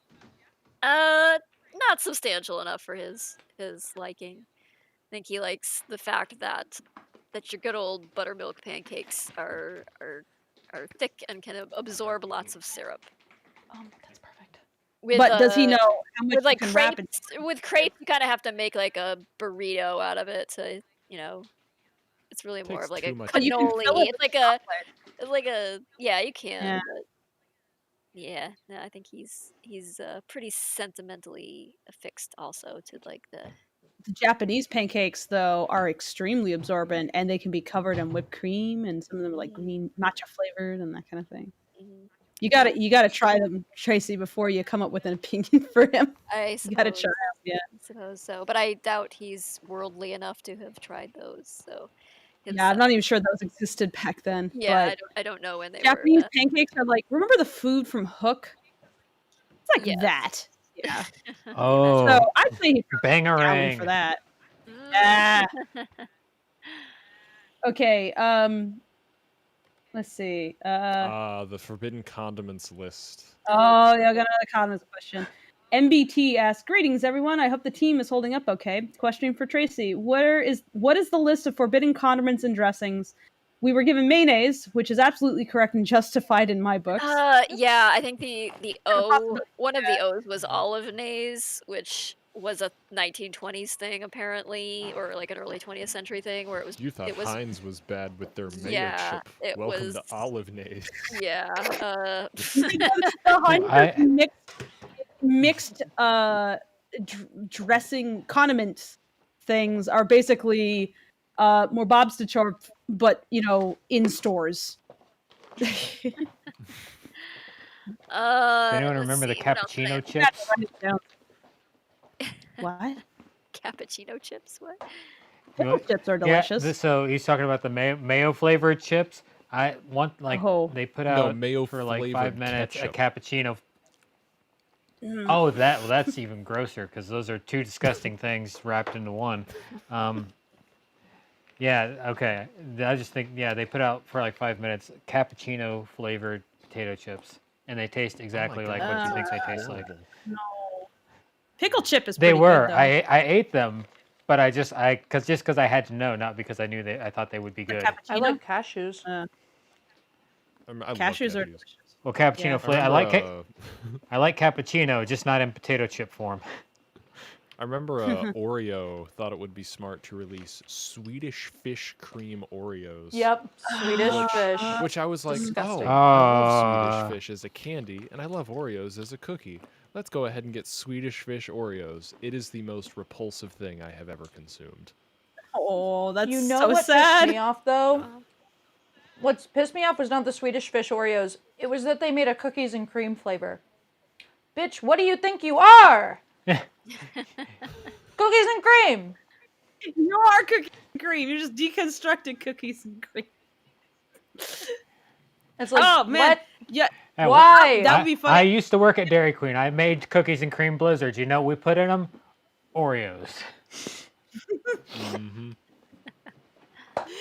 Is it that the filling is made of more Oreos then? Crushed up Oreo? If it's a cookies and cream Oreo, is it just Like- Oreo stuffed Oreo? Yeah. Yeah. It's just like, I feel like it's that meme where Obama's putting a medal on himself. It's like, congrats, you put cookies and cream inside of a cookie in the cream. No! You know my We have favorite rules. my favorite We Is obey that the laws the- of thermodynamics in this house. my favorite thing about Oreos is the joke about Oreos is the O is the cookie and the re is the filling. So if you have like yeah. a thick stuffed Yeah. Oreo, then it's Oreo. Oreo, Or Oreo, it's a lot of Oreo. cookie, it's Or then they restructure it so it's like Oreo. And it's like, okay. Language is that makes sense. they should embrace it. Shipping. Always I've the just been cookie. made Obviously, cookie shape. I've just been made aware, and oh wow, that looks great. That is perfect, and that is extremely cactus friend. That's so on model. It's right down to the uneven sized eyes and everything, and the horrible The horrible teeth. smile. I love it. Smile? Question There's gums in Yeah, there too. I'm not sure it is a smile technically, but this is amazing. You have been so fast at these and so entertaining. Thank you so much. Yes, thank you. I could not ask for more You're in terms of welcome. like pancakes. Mm-hmm. Wow. Yeah, well, We yeah, have a no few more worries. questions. I'm We just can like, it's just fun. All right, let's wrap up with questions and Yep, got get only through a the few more. remaining ones. And yeah, if you need to head out, Dana, at Up any to point. you. hmm Okay. Yeah, So yeah. Knox While Drive. Oh, sorry. No text while drive. Yeah, no text while drive. Excuse me. Asks. Speaking of retcons, I guess I don't know what the context is. Since I think that was asked Lackadaisy. earlier. Okay. Since Lackadaisy is a pretty long running comic now, has there been any major retcons yet? No, I haven't like gone back and like changed lore or anything.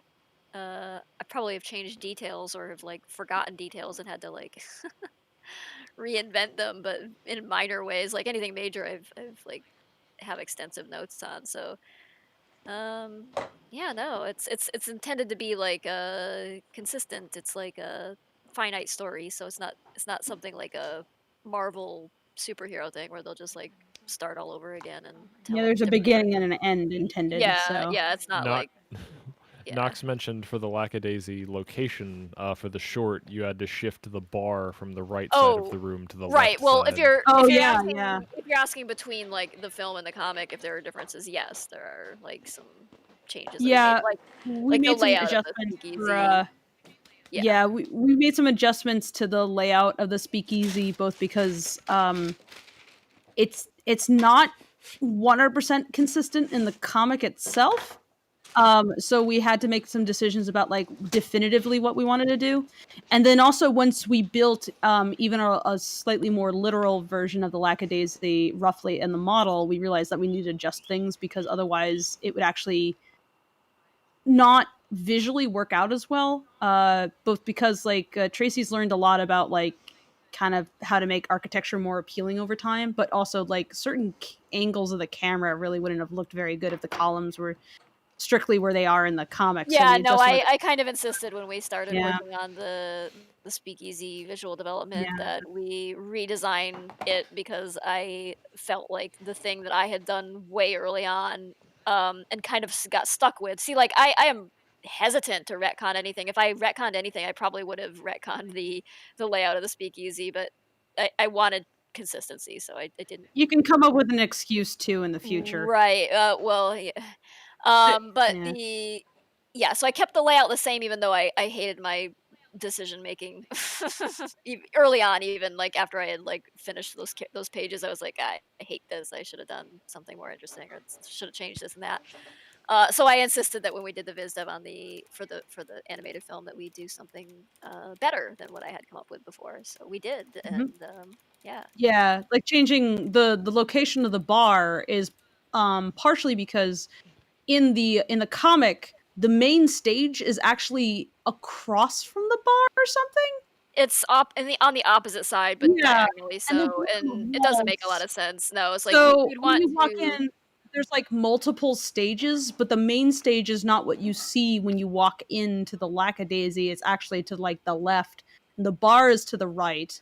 And there's like a few different stages, and then there's like the register and the random area towards the back and etc. And we kind of wanted to have like more simplify it to a degree where it's like it felt like more individual spaces that were like you could clearly pick out um as being You like yeah, or you something. want you don't wanna have to do a bunch of convoluted camera movement and stuff Yeah. or, like, make it difficult to convey, uh, where characters are in a given space, Mhm. for, like, an animated thing, and so, we decided to go with more of a, like, just a central corridor sort of thing Mhm. and the stage right at the end of that, and, so opposite the main doors, and it honestly makes a lot more sense anyway. Yeah.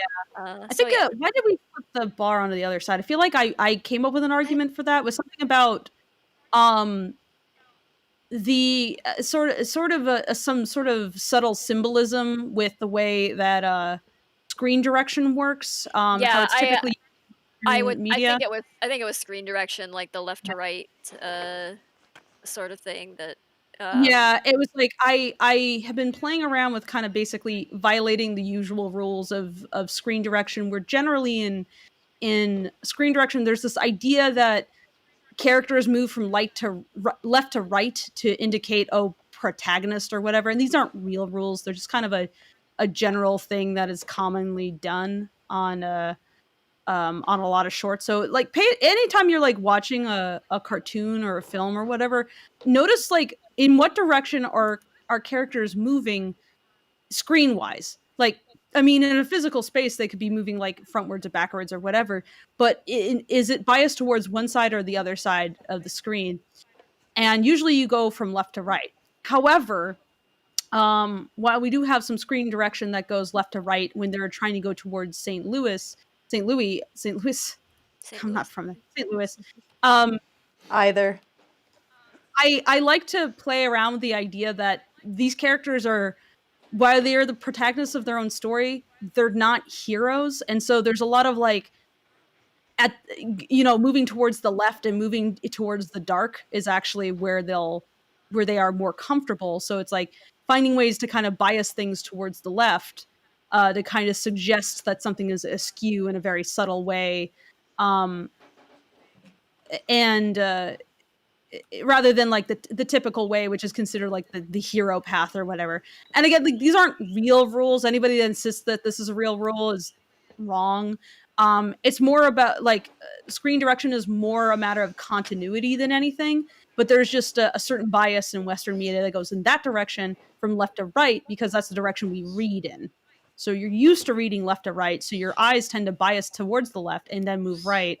Um, and you can like there's like some subtle things you can do psychologically basically to reinforce certain notions when you keep things like that in mind. So I don't know, but yeah, but also it was like about the reason I suggested moving the bar was so that when the camera was placed down we would see the stage more often than the entrance, because there's nothing that interesting by the entrance Yeah, relatively. yeah. I think it was more um relation to the stage yeah, was easier to have it off to that side, yeah, so there was like a anyway, artistic reason yeah, and then that's there was a that's practical reason. So yeah, okay. okay. Pi has what may be an in-depth question. Something for Fable. I want to be an art director someday. While I'd love to pick your brain with a lengthy interview of questions, I'll instead ask, where do I start? Being an art director, Yeah. Or being, uh, yeah. or just making Or a things. director, or I mean, I'd say make things. When you make things, people know you can make things, and then they might get in touch with you if they need things made for themselves. So make stuff, and then people will know that you can do stuff. And when you consistently make things, then people know that you're reliable. And if you have when you're doing direction, you're not necessarily doing all the art yourself. You are helping manage people who are doing a lot of the art.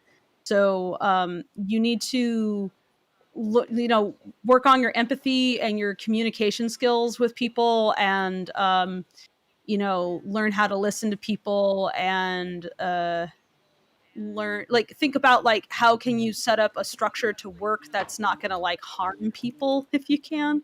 Um, and make sure that you're good at communicating your thoughts. Like, have a solid idea of what you want, and then figure out how to efficiently communicate that to other people in a way that won't frustrate them or make things take more time. Because people can be very, very, very patient with you, but if you don't have a firm idea of what you want and you're just making them figure it out for you, you're not doing a very good job, in my opinion. You need to have a firm idea, and they will try to get to where you need them to go. Um, don't make them read your mind. So think about how to boil down your general thoughts about how to do an art in a way that someone else can repeat, but also respect their skills, because you didn't hire them to be your hands. You hired them for their skill set. So work with that. It's like a toolbox where you have to. It's a human though, but it's a toolbox, and if you're asking a player pliers to be a hammer, you're going to have a problem. So respect what people can do, um, I think you and work with also, aside from having like studio experience, you also had some experience organizing like maps like organization Yeah, or I made my own like shorts. I did a reanimate, which I think was actually a really good way to kind of tippy toe into that stuff. So if you've seen any of those reanimates where people take like a cartoon or some segment of a something and they chop it up into pieces and then they give out pieces to different animators and everybody kind of like does their own segment. I'd say that that's actually a really good way to kind of uh, tippy toe your way into figuring out how to manage like a large group of people, um, because you will have to learn how to be kind. They are doing stuff on their own whim after all, and if you're not cognizant of like and respect what they're doing, and give them like a learning how to give them a certain amount of freedom versus like, hey, this shot actually needs to hook up to this shot, so there are some things that you need to keep in mind, then I'd say that's a really good place to start. Also, because like if it goes belly up, it's fine. It's so low stakes, and everybody's just having fun, and it's basically one massive piece of fan art. So people are pretty easy to get engaged in it. But that's a really good way of kind of like yeah, I'd say, like, tippy toe it. organizing small projects, like our Yeah, comic clubs are basically like a whole mini project that require their own, like, set of directions and yeah, instead of direct or like a direct like, Fable directs those as well, but, yeah, you know, they take my writing and then, hand it to well, we have the voice recording, and then so Fable has to oversee that, and then, um do a rough cut of the audio. do a rough cut, coordinate with the editors so they know what to do and have all the resources and materials they need to work with, and then coordinate with the sound design, to make sure it sounds correct, and then, Yeah, make sure we're scheduling, the premiere date and everything and getting all that set up. So, yeah, it's like the director kinda has to, like, oversee all of those different moving parts and, yeah, taking on a project of that scale, it doesn't have to be a comic dub, obviously, it could be some yeah, other small whatever project that where you incorporate multiple different skill sets, people doing different things, and you have to kind of be the person who, makes it a cohesive, you know, like realizes the cohesive concept and brings yeah, it all together and makes sure everybody's doing what they need to be doing at any given point and gets the instructions and materials they need to do their job. That's basically where you would be yeah. as a And director of anything. it's like it's really you're like the coordinator in a big way.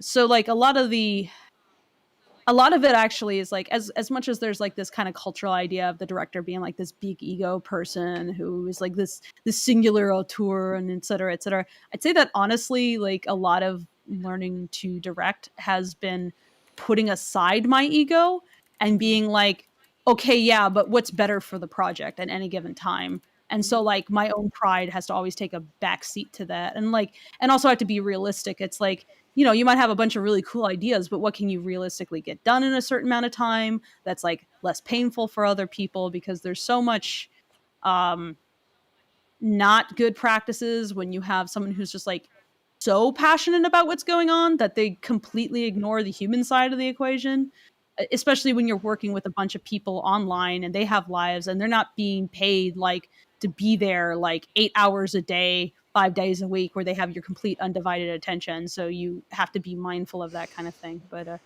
yeah, basically do projects on your own so you can start experimenting with building a pipeline. Um, figure out like how are you going to make something step by step. It doesn't have to be a cartoon, it's really anything. Um, get some sort of discipline about that. When you involve other people, start pretty small, make the project very small. Like we're doing like a 20-ish minute cartoon. Don't start there. Start under a minute. Start like can you accomplish something that's 10 to 30 seconds long? Maybe that sounds really small, but believe me, it will feel like interminable hell when you're doing it for the first time. So might as well start small. You will learn. And that way, also, again, if it crashes and burns, it's fine. You only spent so much time on it. You are learning. Yeah, there was that one girl who asked us in a prior Lacka chat, like, "Hey, so I'm looking to make a 90-minute film for my first And animated my first project." advice is don't do that. Do not do that. I'm normally someone to say, hey, if you got ambition and time, just go ahead and do it. But honestly, don't do that as your first ever thing. That sounds like a great way to depress yourself. Don't I do go to be that. super ambitious, 90 seconds. Yeah, honestly, and it's like the way they set up things when I was at USC and they had us doing our first shorts. They said, "Do not make it longer than this. We insist." And I pushed the envelope to just a minute for one of my first films, and that also was probably a bad idea because it turns out when you don't have much experience and you try to do a lot all at once, you can't really dig down and experiment that much because you end up going like, I have to get it done, and there's so much to do, and you don't know what you're doing. You don't yet know all the problems that can happen, and so pretty much every problem that can happen will happen. Which is another part of making a production, is that no matter how smooth it is, there will be problems. So you better be a problem solver. You can't, if there's a problem, whether it's with the person or some bit of art that you received, or there's a problem with schedule or budget, you need to be a problem solver at any given time and think quick and not panic. And if you are panicking, sit down, take a moment, and wait until you're not panicking before making a decision, because panic decisions are bad decisions. Never make an emotional decision. Be aware of your emotions, sure, but don't make a decision where like your emotions are just overwhelming you at the time. Look at that! Look at that! Look at that! Oh, jeez, Rocky. Oh, geez. Aw. Yeah, Newt gets it. Nothing. That's kind of what I was going for. But yeah, That's no, I'm just doodling at this point. I just figured this was are their dynamic Whatever. 90% of the time. just blessed with an Yeah. embarrassment of pancake art here. It's just like so like We got a whole stack of we are pancakes at this rich in pancakes. Yeah. Pancake wealth. Breakfast wealth. Anyway, That's this what is Rocky this is would've an wanted. extremely extensive like topic to discuss, like art Yeah. direction or direction as a whole, and Oh yeah. it like maybe Fable, you would be willing to be interviewed by Pi at some point if they want to. If you're have a interested, part- I might be willing to do that. It'd probably be best to do that via voice so I don't have to sit there and type a Yeah, shit we load. are right. Like something where Fable can continue working or do it or even just relaxing while the interview is happening, because we are very busy. But yeah, so we don't, if we like fail to answer your requests for interviews or podcasts or this or that, it's not personal, it's we are just we I have to gotta pick and pick and choose. choose. We gotta pick and Yeah. choose our battles here, because we You are guys, limited in our time, but yeah. we couldn't say no to pancakes. I mean, but yeah, You guys. By the way, Beth, you should Make take them an that, and offer they that should can't go up refuse. in the. yeah, should you go did, up in the exactly. You did. It was it was a much more pleasant offer than what started with a dead horse, but all right. Oh, where are we gonna have pancakes? Yeah, horse, Out of horse meat? decapitated horse in your bed pancakes. Oh, I love it. That's how I got into That's pancake That's art. I don't know about. Godfather pancakes. Yeah. Yeah. Minty Question. Tea. Oh, Yes. Minty Tea Soup says, question for Lackadaisy. What The entire Is that Lackadaisy. all of us, or what was your inspiration that got you into comic making and kept you going to make these amazing pieces? Wow, I well, think they that's very mean you. I that's think very they mean you. complimentary. Thank you very much. What got me into it? Mm, Boredom. no, it was I was working in the game industry. I had kind of moved into more of I was art director for a team of artists, and I was doing more delegating of tasks and making art bibles and assigning people things and making sure they had all the resources they had and interviewing people and hiring people, and I wasn't really doing the hands-on art that I had been doing before so much, and I was going a bit nuts. And so I was looking for some kind of like creative project to do in the moonlight hours, to keep myself sane and artistically fulfilled. And then you came up with Mooney. And I had not long ago moved into this old house in this old neighborhood, and I started getting kind of interested in St. Louis history, and I found out about all the limestone caves that are under the city, which is kind of an unusual feature, and learned about some of the history of that, where the caves were used extensively by the brewers in the area and for trafficking alcohol during Prohibition and things like that. And got pretty interested in that. I was like, this seems like a story waiting to happen. And I was listening to a lot of like jazz and jazz revival and like swing revival and stuff at the time. And I had all these like cat characters from like my junior high middle school days that I used to draw all over my school notes. And I was like, I don't know, for some reason, all those things just kind of like gelled together into one concept. And I was feeling particularly inspired and just ran with it. And because I was doing it as a solo thing, like it had always played out in my head like an animated film. Like I could close my eyes and like see parts of the story happening, like a Don Bluth animation or something. But because I was doing it by myself, like the only way I could conceive of really telling the story and incorporating all the characters and places and things that I wanted to depict, uh, comics was like the only way to do it. I couldn't fully animate something like that by myself. I didn't have the tools or the know-how or the time to do something like that. Yeah, I tackled it as a comic. It just seemed like it really cried out for like the strong visuals and everything, and so it wasn't ever going to be like a novel or something. But yeah, that's really how that happened. And I remain interested in it and inspired to keep working on it because I basically built it out of things that I'm just like indulgently interested in. I think if for any long-term project, that would be my advice to anyone like looking to start a long-term comic or an animation or something. It's like build it out of things you love so that you love working on it. Don't be afraid to be just like totally indulgent about it because like the The obsessions. right, you might feel a little bit sheepish about like being so so shamelessly like into the things you're into, but those if those are the things you're into, those are the things that are going to like propel you to continue working. And so don't like convince yourself that you have to do something, you have to like write about some topic that seems like prestigious or academically interesting if it isn't really going to hold your interest for a long period of time. Like there's That that is saying really like write fantastic advice. like there's a saying like write what you know, but I think probably a better thing would be like write what you love because you won't finish writing it if you if you only write what you know, because sometimes what you know is not what you're actually all that interested in. It's like Yeah, because so much of like what engages me in a project is actually the amount of research I got to do because it's like, oh, this is a topic that I'd like to get into, but I didn't have like a reason to really plug that much time into. But then the project gives you an excuse to deep dive into that. So like I have my own story that I set in New Hampshire because I wanted an excuse to kind of dive back into my home state and be like, yeah. appreciate it on in a way that like took it away from just like my childhood and contextualize it into something beyond that.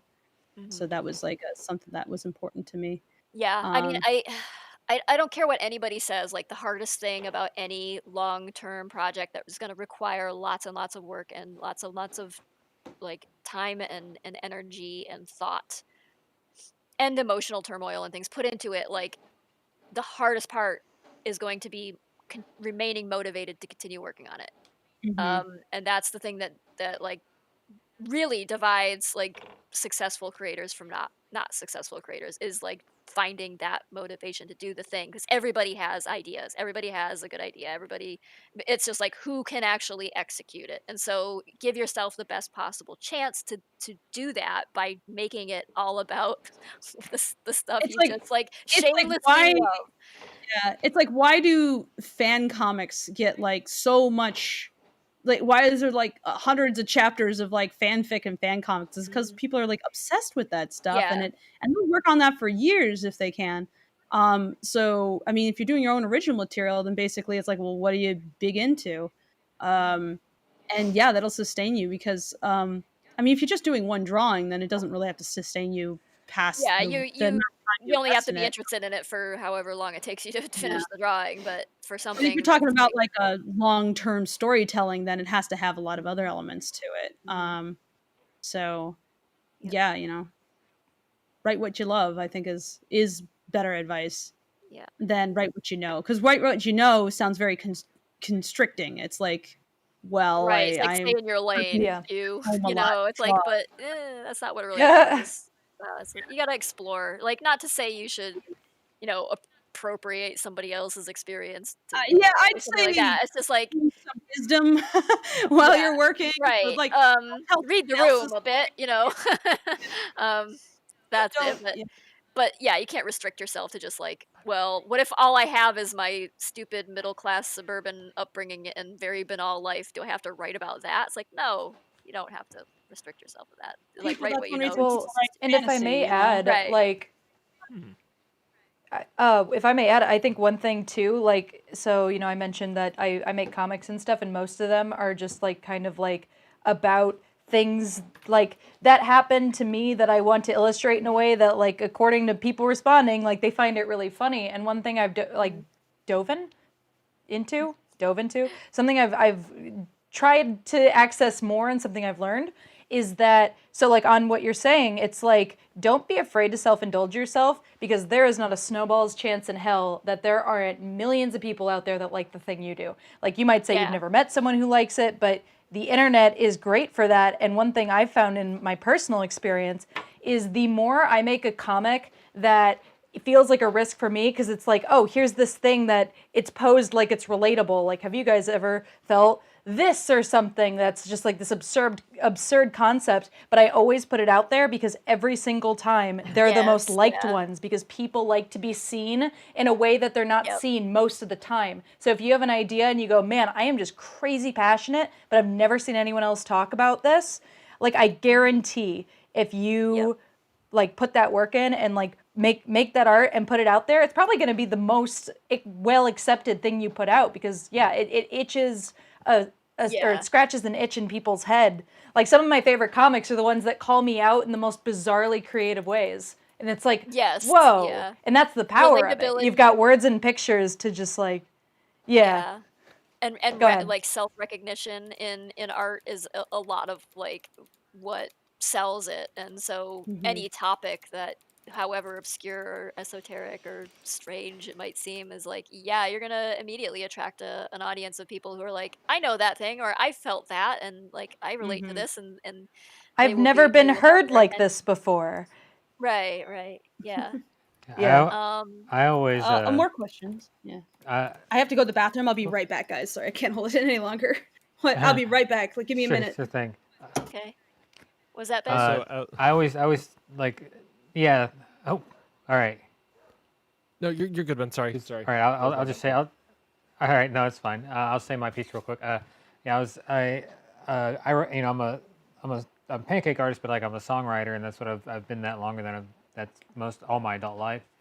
And like, the way I write songs is in like, and the advice I give to anybody, like in any art in general, is you don't know what anybody else likes, and you'll never ever know what anybody else likes, because you're not clairvoyant. The only thing that you can be absolutely 100% positively sure of is what you like. And so if you make something, so that's literally, so there's no point in saying, oh, I think the kids are really going to like this. It's like, you don't know. You can make an assumption, you can make an estimation, you can have a hypothesis, and but at the end of the day, the only thing that you can know for sure is, do I like it? And Right. so Right. that's the only thing that I worry about, because that's the only thing I can actually know, and I'm not going to concern myself with things that are impossible to know. Yeah, if you're sitting there like uh trying to please an algorithm or trying to please some other group of people who's you aren't necessarily that interested in the topic or whatever that you're writing or drawing or, you know, composing music about or whatever, you're gonna burn out pretty fast because you're not gonna be enjoying it. You gotta, yeah, you can't please everyone, so you gotta please yourself, as like the Ricky Nelson song goes. So, and And that's like the ironically, wisdom it'll in that. probably do better for that very reason. Right. Yeah, the wisdom in that is not that it's selfish to do that, it's that it's effective to do that, because not only will you be more productive and on a continuing basis, and not only will your work be more inspired, but I think you'll attract more people to it, because people can like detect authenticity in things, like things that are like that you Yeah. love working on, that you are putting your heart and soul into, kind of shine a little bit more than things where you just kind of are doing it because you have to, or, you know, doing it because you've been assigned to do it, or, you know. doing it because you need the Mhm. page views or And whatever. So exactly, and even if it's selfish, it's I don't think like being selfish isn't isn't bad. inherently bad. Yeah. Uh, the, yeah, it's being selfish to the detriment of others is when it's bad. But if Right. you're just being selfish because like I want to make the art that I like, then it's like Yeah. that's not a bad thing. It is Right. selfish by definition, but it's not bad. Right. Yeah. You shouldn't feel bad or guilty about that at all. So I I was don't know So I if you guess saying, guys this got boils this down comment over to. there. Oh, I'm Oh, go ahead. I sorry, was saying y'all. just before Someone on our end said, oh, sorry. Yep. "No, it's okay. I'm sorry about the delay and everything." But someone on our end said about the last pancake, he turned himself into a cat, Morty. Funniest shit I've ever seen. Someone on our stream was like, We love he a turned meme. himself into a pancake, Ivy. Funniest shit I've ever seen. Good. So sorry. Go ahead, Newt.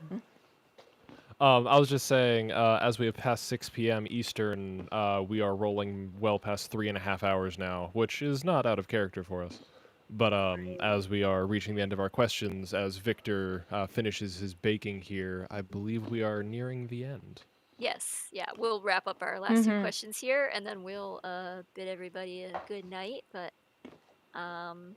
just want to like thank Dan Cakes again for this incredible opportunity to get to not only watch you make these pancakes, but watch you make pancakes of the characters we're working with right now in this animation, and to be like just extremely funny about it and entertaining about it, and just such a great sport about answering silly questions and things. So thank you so much. It's been an extreme pleasure to. Yeah, Everyone thank you go support guys. Dan Cakes. Yeah, and Pancakes.com/store. 10% Woo! off with coupon code BoozeCats. Yeah, go follow them on social media. You can also follow us. That's free. Yeah, take a gander Dr. at Dan some of Cake the on all amazing, social medias. Yeah. Make them dab themselves into oblivion. Yeah. Right, and this is a small business. You can a creative business. You can support them. Check All them out right, on I'm back. Facebook too. I am Welcome back. returned. Yeah. So what did I miss? Welcome back. Not much. We were just continuing that conversation about like doing what you enjoy and the importance of that, and that selfishness in that regard, in that context, is Yeah. not inherently bad. It's actually practical. Oh yeah, no. Everything in balance. You know, it's Yeah. like, it's like, but also, I mean, if you're doing the kind of thing that every kind of like big wig academic tells you to do, of like, oh, you can only do a serious story if you do this, this, and that. Meanwhile, like, Yeah, I'm gonna really write the are Great things- American Model. Might as well rehash Gatsby, I guess. You I know, mean, I don't know. yeah, there's Like, really do you not a want to do lot that? of if you're just like strictly following some preordained set of rules, you're probably not going to do something interesting or memorable. Like, No, you got to be a little bit weird and off kilter, and no. following the beat of your own drum a bit to stand out, from other things. So Yeah. so do that. Anyway, Yeah. on to the next question. Sonic Silver says, "I'm curious, where do you come up with the chapter titles, Tracy?" Kind of all over the place. I just like if I hear a unusual or obscure or just like goofy word, Just go to I Phonistery, will write it the down. obscure word. Frontistery is a great resource. Yeah. Yeah. But there's other ones as well, like Kessel's Dictionary of Slang and lots of other resources. Like sometimes you just stumble on a interesting word and you're like, oh, and I follow things like Miriam's Word of the Day and stuff like that because sometimes you find neat words that way. Yeah, I just like collect them obsessively and write them down and keep them. And if I'm trying to think of the like the name of a new chapter, I kind of think of my stupid word collection. Like, what funny weird word can I use to Wow. describe this? That. And that's what I Oh, do. he's Yeah. beautiful. Victor, a beautiful kitty. Oh, that's Pet awesome. the kitty. Pet the Aw. big square kitty with the mean face. He looks so The white of his adorable in eyes this got stuff. really dark, but I think it fits. It really fits. It does. It looks like his eye yeah. is shadowed by his like heavy brows. Yeah, it works. Yeah. Yeah. Oh, I love it. I like the looseness of the line work. It's very appealing. Thanks. All right, last question. It's very Oh, interesting. Like, oh, go ahead. Sorry. no, you go ahead. All I was gonna say is that like now that we've gotten past those really big requests, like I've just been doing it looser. And again, going right back to what we said about comics, it's like I think the best thing of advice I ever got was from Dan, our Pancake artist, and he just said, you know, when you're stressed about your art, just give it a kiss. Keep it simple, stupid. And so I've been Yep. keeping it simple, like cranking these out, and Good it's looser, but Good It's advice for beautiful. Yeah. engineers and artists alike, yes. Yeah. You don't need to make it yeah. complicated for the sake of being complicated. It's easier to add on later than it is to take away things that don't work that have been embedded in it early on. I feel like Yeah. that especially true of like games. So many games just Yeah. Okay, we have arrived at our last question. Cough. from the Cyberpunk email. 2077. Cough. Oh yeah. What's the crew's opinion on rotoscoping, like the movie Loving Vincent? I have not seen Loving Vincent. I have not seen it either, but Ooh, good rotoscoping question. is a useful thing, and it happens in a lot of animated films where you may not even have realized that rotoscoping. Oh yeah, like really, like a lot of Disney films that you've Old watched from Disney like films. way back in the day use rotoscoping. In fact, one of the early things that put Disney on the map beyond their particular color process and being one of the first sound cartoons was their use of rotoscope. They actually did like Alice in Wonderland shorts before the movie. They actually had done a series of Alice in Wonderland shorts. I think where it was they just integrate. they just called it like Alice or something, Alice's Yeah, Adventures or something like that. It was like yeah. but it was basically the Alice through the Looking Glass context and It was mostly an excuse to put a child in a cartoon world and not right. necessarily like canon to the books or anything. It was just Right. like Yeah. adjacent to that. And they made heavy use of rotoscope throughout that. If you've ever seen like There's what was it, old Fleischer film that where they Fleischer cartoons, yeah. rotoscoped Cab Roto- Calloway yeah, dancing, and they had like that walrus yeah. dancing. Yeah, so you've seen that, and then like in like classic Disney films like 101 Dalmatians, like Cruella de Vil's car is absolutely rotoscoped. Yeah, that's Like actually a model car that they yeah, built, and they shaded in such a way that it would be easier to rotoscope. And yeah, so what you are seeing is basically a traced over actual little car that they made, and yeah, that's how they got it like that. yeah. I Um, think like most of the human characters in like Anastasia were heavily rotoscoped. yeah, they were at least partially. Yeah. Snow White, heavy use of rotoscope on all Yeah, the humans. yeah. In fact, that's one reason why the humans move and look so Yeah, they look different than different the from other the thing. dwarves, yeah. Yeah. So sometimes it's much more obvious than other times. Don Bluth, again going back to Anastasia, frequent use of rotoscoping, sometimes to a distracting degree. Yeah. Yeah. I think did they with Bambi, I've heard that with the antlers on the Yes, I found a book talking about the making of Bambi, mhm. and the antlers are actually a model that they built because they could not they tried in early tests to see if you could just animate the antlers by hand, and they found it way too difficult. The antlers too easily became rubbery, and it was a pain in the neck. So instead they just built a pair of antlers, and they just took pictures of that and traced that.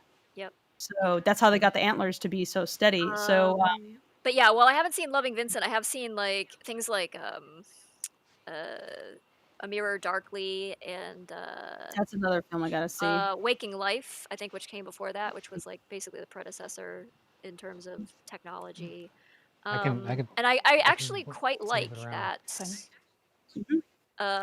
that appearance. I don't know, it's sort of like Kind of uncanny, and it's sometimes in an appealing way. yeah. So it's very unreal. You're like Yeah, it's layering like art. dreamlike. It's sort of and that seems to fit with the whole concept or like the understanding we have at least of Van Gogh, that the cultural understanding that we have of it, but of his work. But so I could see that certainly having that like painterly texture as it kind of tells a Mm-hmm. story about What if we Dragon Ball. rotoscope Pancakes? Hey, you want to animate in Pancakes, Beth? We could with like We Ubisoft have or animated something, in Pancakes. You have? Wow. Oh. Really? You want to share? Yeah. If you yeah, I mean, if you go to YouTube and you look up Dragon Ball Z pancake animation or something like that, Ben, Okay, let me do Dan it. made like Also- 30 Dragon pancakes. Ball Yeah. Z. There's also a American flag one that they did. Oh yeah, Oh, and the Mario. Nice. and yeah. Let's see. So 3 technically. Uh, No, I not made fine. Baby Yoda once. It's not posted, but we've done it 4 times. Okay, Maybe I the Baby see Yoda was animated? Dan Cake's Yeah, Dragon Ball art, but not an animation. that should be it. So I see That should be it. I see Yeah, it Pancake, does the the- pancake artist. Here, I'm gonna drop some links in the Discord chat here. Sure. Okay, thank Yeah. you. So there's one that's one we did for the sci-fi. That's the Mario animation. Yeah, that one turned out great. It's basically just marking your sizes on the sides of the griddle and then trying to keep everything proportionally correct. Obviously, there's no onion skin with pancakes. And then here's the Dragon Ball Z. Is anyone familiar with the GIF of the Dragon Ball Z characters where the head rotates, but every frame it's a different character? It's not the most animation-y thing ever, but Yeah, but it's a rotating head. Sorry about that. 30 of them and so Dan made all of those pancakes, and then they animated them so every frame is a different character, but the head rotates. That Nice. looks really cool. I like That's very that. clever. Yeah. Yeah. I feel like, if you were to do something like that, probably a good idea to draw out the frames first, and then you're just kind of roughly duplicating what you got to do on the griddle. Yeah, Yeah, it's because hard to it be looks like you exact have your since reference stuff, and you kinda everything's copy it. Yeah. Yeah, because everything's freehand, so it's like there's no, it's hard. You can't keeping everything, keeping the sizes There's no onion identical or close skin to it on the is. griddle. Yeah. Exactly. There's Yeah. no onion. Yeah. Well, thank you so much. These are beautiful. Yeah, maybe we can see about if any of them could be maybe auctioned off. That'd be pretty cool. Yeah, for charity. Yeah. That would be yeah, Yeah, and I we're- know you guys have like a big cast of characters, so if you ever want us back, let us know. This was a blast, and Oh, you know, absolutely. I have a lot of considering fun. the subject Yeah. matter, I Yeah. think it's a good fit. Yeah. Yeah. We So got- we're open when you just guys are, you know. utterly blessed with We got pancakes nowhere else to today. go. Thank you so much. Yeah. Yeah, nobody does in these these times, but These you might as well interesting make some times. pancakes. Awesome. Thank you again, everyone. We're gonna say goodnight to the audience here. Thank you, chat, for hanging out with us, and Guys, have a it's been a wonderful pleasure. have a wonderful weekend. Mhm. And we Everyone take will care. share copious images of these pancakes. On Yes, social and media. if you want to support Lackadaisy, and Newt, if you want to put up our PayPal info, if you want to scooch that on top of the pancake. Yes. Thanks for Yeah, that. any funds we get through that go directly to production It costs. goes to production. It doesn't go to our pockets. Yeah, we don't keep it in our pockets or anything. It goes directly to paying the Mhm. team. So yep. Mhm. All right. There it is. Thank you so much, Newt. So yeah, you can also find a link to that on the Lackadaisy website. Is it up on lackadaisy.com? Or that? is it The, just on Little Daisy? Little Daisy Cafe is its own. LittleDaisyCafe.com has a link to this, and that is the development blog for our cartoon short. And you can see like the progress on everything. We tend to update about 2 to 3 times a month, depending. With delightful little blog entries written by our PA Clint, who is writes fantastically whimsically. So everything it's more than just like here's a bunch of stuff. It's Look not at just it. dry like blog text. Like here's a thing we did. It's Yeah. entertaining. Clint interjects like poems and very funny Yeah. character things. He's and extremely an English major, so stuff. which is perfect for this project. Yeah. And you get to see like our progress on the film that way. So Yeah. Yeah. You like cats? They got a lot of cats. You like booze? I mean, Got a lot of like, booze. you like crimes? You like jazz? Do you like all of the things I that knew make that you was feel coming. warm and fuzzy? Yeah. There you go. Okay. It takes all your good feelings warm and and it turns them in, or all your bad feelings and turns them into good ones. It's a nightmare. Yeah. Right. nightmarish good I, feelings. yeah. I don't know if anybody here has seen the Dewey Cox story, but Oh, with a name like that. I wonder. it you should watch. It's an amazing. It's a spoof of all the biopics that like Ray and the Johnny Cash Let me see. biopic and all Yeah. that stuff with John C. Riley. It is Oh. amazing, and it's also just real. Like John C. Riley is so good in that movie. Oh, Walk Just Hard, the Dewey watch it, Cox and that's story. Walk Hard. Is Yeah, that what- yeah. That movie. Oh, it's so good. But yeah, every time he busts in on them doing drugs, he's like, "Cocaine, what's that?" And he's like, "Oh, it takes all your bad feelings and it turns them into good ones. It's a nightmare. You don't want no part of this, Dewey." It's just. Anyways, Sounds like something we should watch. now that we've All right. and the Yeah, music's really good, John's. So we're gonna. But on that note, we're gonna bail here. Yeah. Thank you you guys so much for giving us your having time. us and hanging out. We always. and- Oh Mhm. no! Thank you so much. Like we are totally like just. It has been such a pleasure and privilege to be able to hang out with you guys today and watch you make these amazing things. And Mhm. we are so lucky. Thank you. Really appreciate you guys reaching out. And the I same. hope we do get to do it again Yeah, sometime. yeah, of course. Yeah. Yeah, big thanks to lot of people our, are- our kind of outreach guy, Jeremy. He snagged this for us, so he's Yeah, we were Jeremy was- super excited Jeremy's to do the man. this. Anime STL. Yeah. How do you learn about But this? yeah, I just for all How do you you young. learn about Lackadaisy? Oh. I think he I mean, said I'd he heard of emailed it you before. I've. He'd seen something about the Kickstarter. I think. Oh, go he ahead, said. sorry. Oh no, go ahead. It's you might Yeah, have okay, more that makes sense. information than I do about where he was coming from, but He's like he's before the end times he was into cons and stuff, and he actually ran like Anime St. Louis, so he's got all sorts okay. of like he's got his finger on the pulse of pretty much anything like this, and so he just reached out to you guys and was like, hey, I reached out to Lackadaisy and we got a stream, and so I don't know exactly how he heard of it, but I'm sure he'd heard of it before. Like, I don't think he was just like, what? This comic is cool. Let's set it up. I think Jeremy just like knows everything about everything, like anime, cartoons, like comics. gotcha. So Yeah. yeah. He's got his finger Yeah. on the pulse. The pulse of the Yeah. cats. The new Cat pulse. cat pulse. Yes. Yeah. Yeah. All right. He's a veterinarian. Yeah. Squish that cat. I have a sphinx. You can pulse. see their pulse. Oh. Ooh, nice. Naked. Have baby. you okay, as a It's sphinx a little owner, odd. before you go, have you heard of Kiki Doodles? Because she has several sphinxes.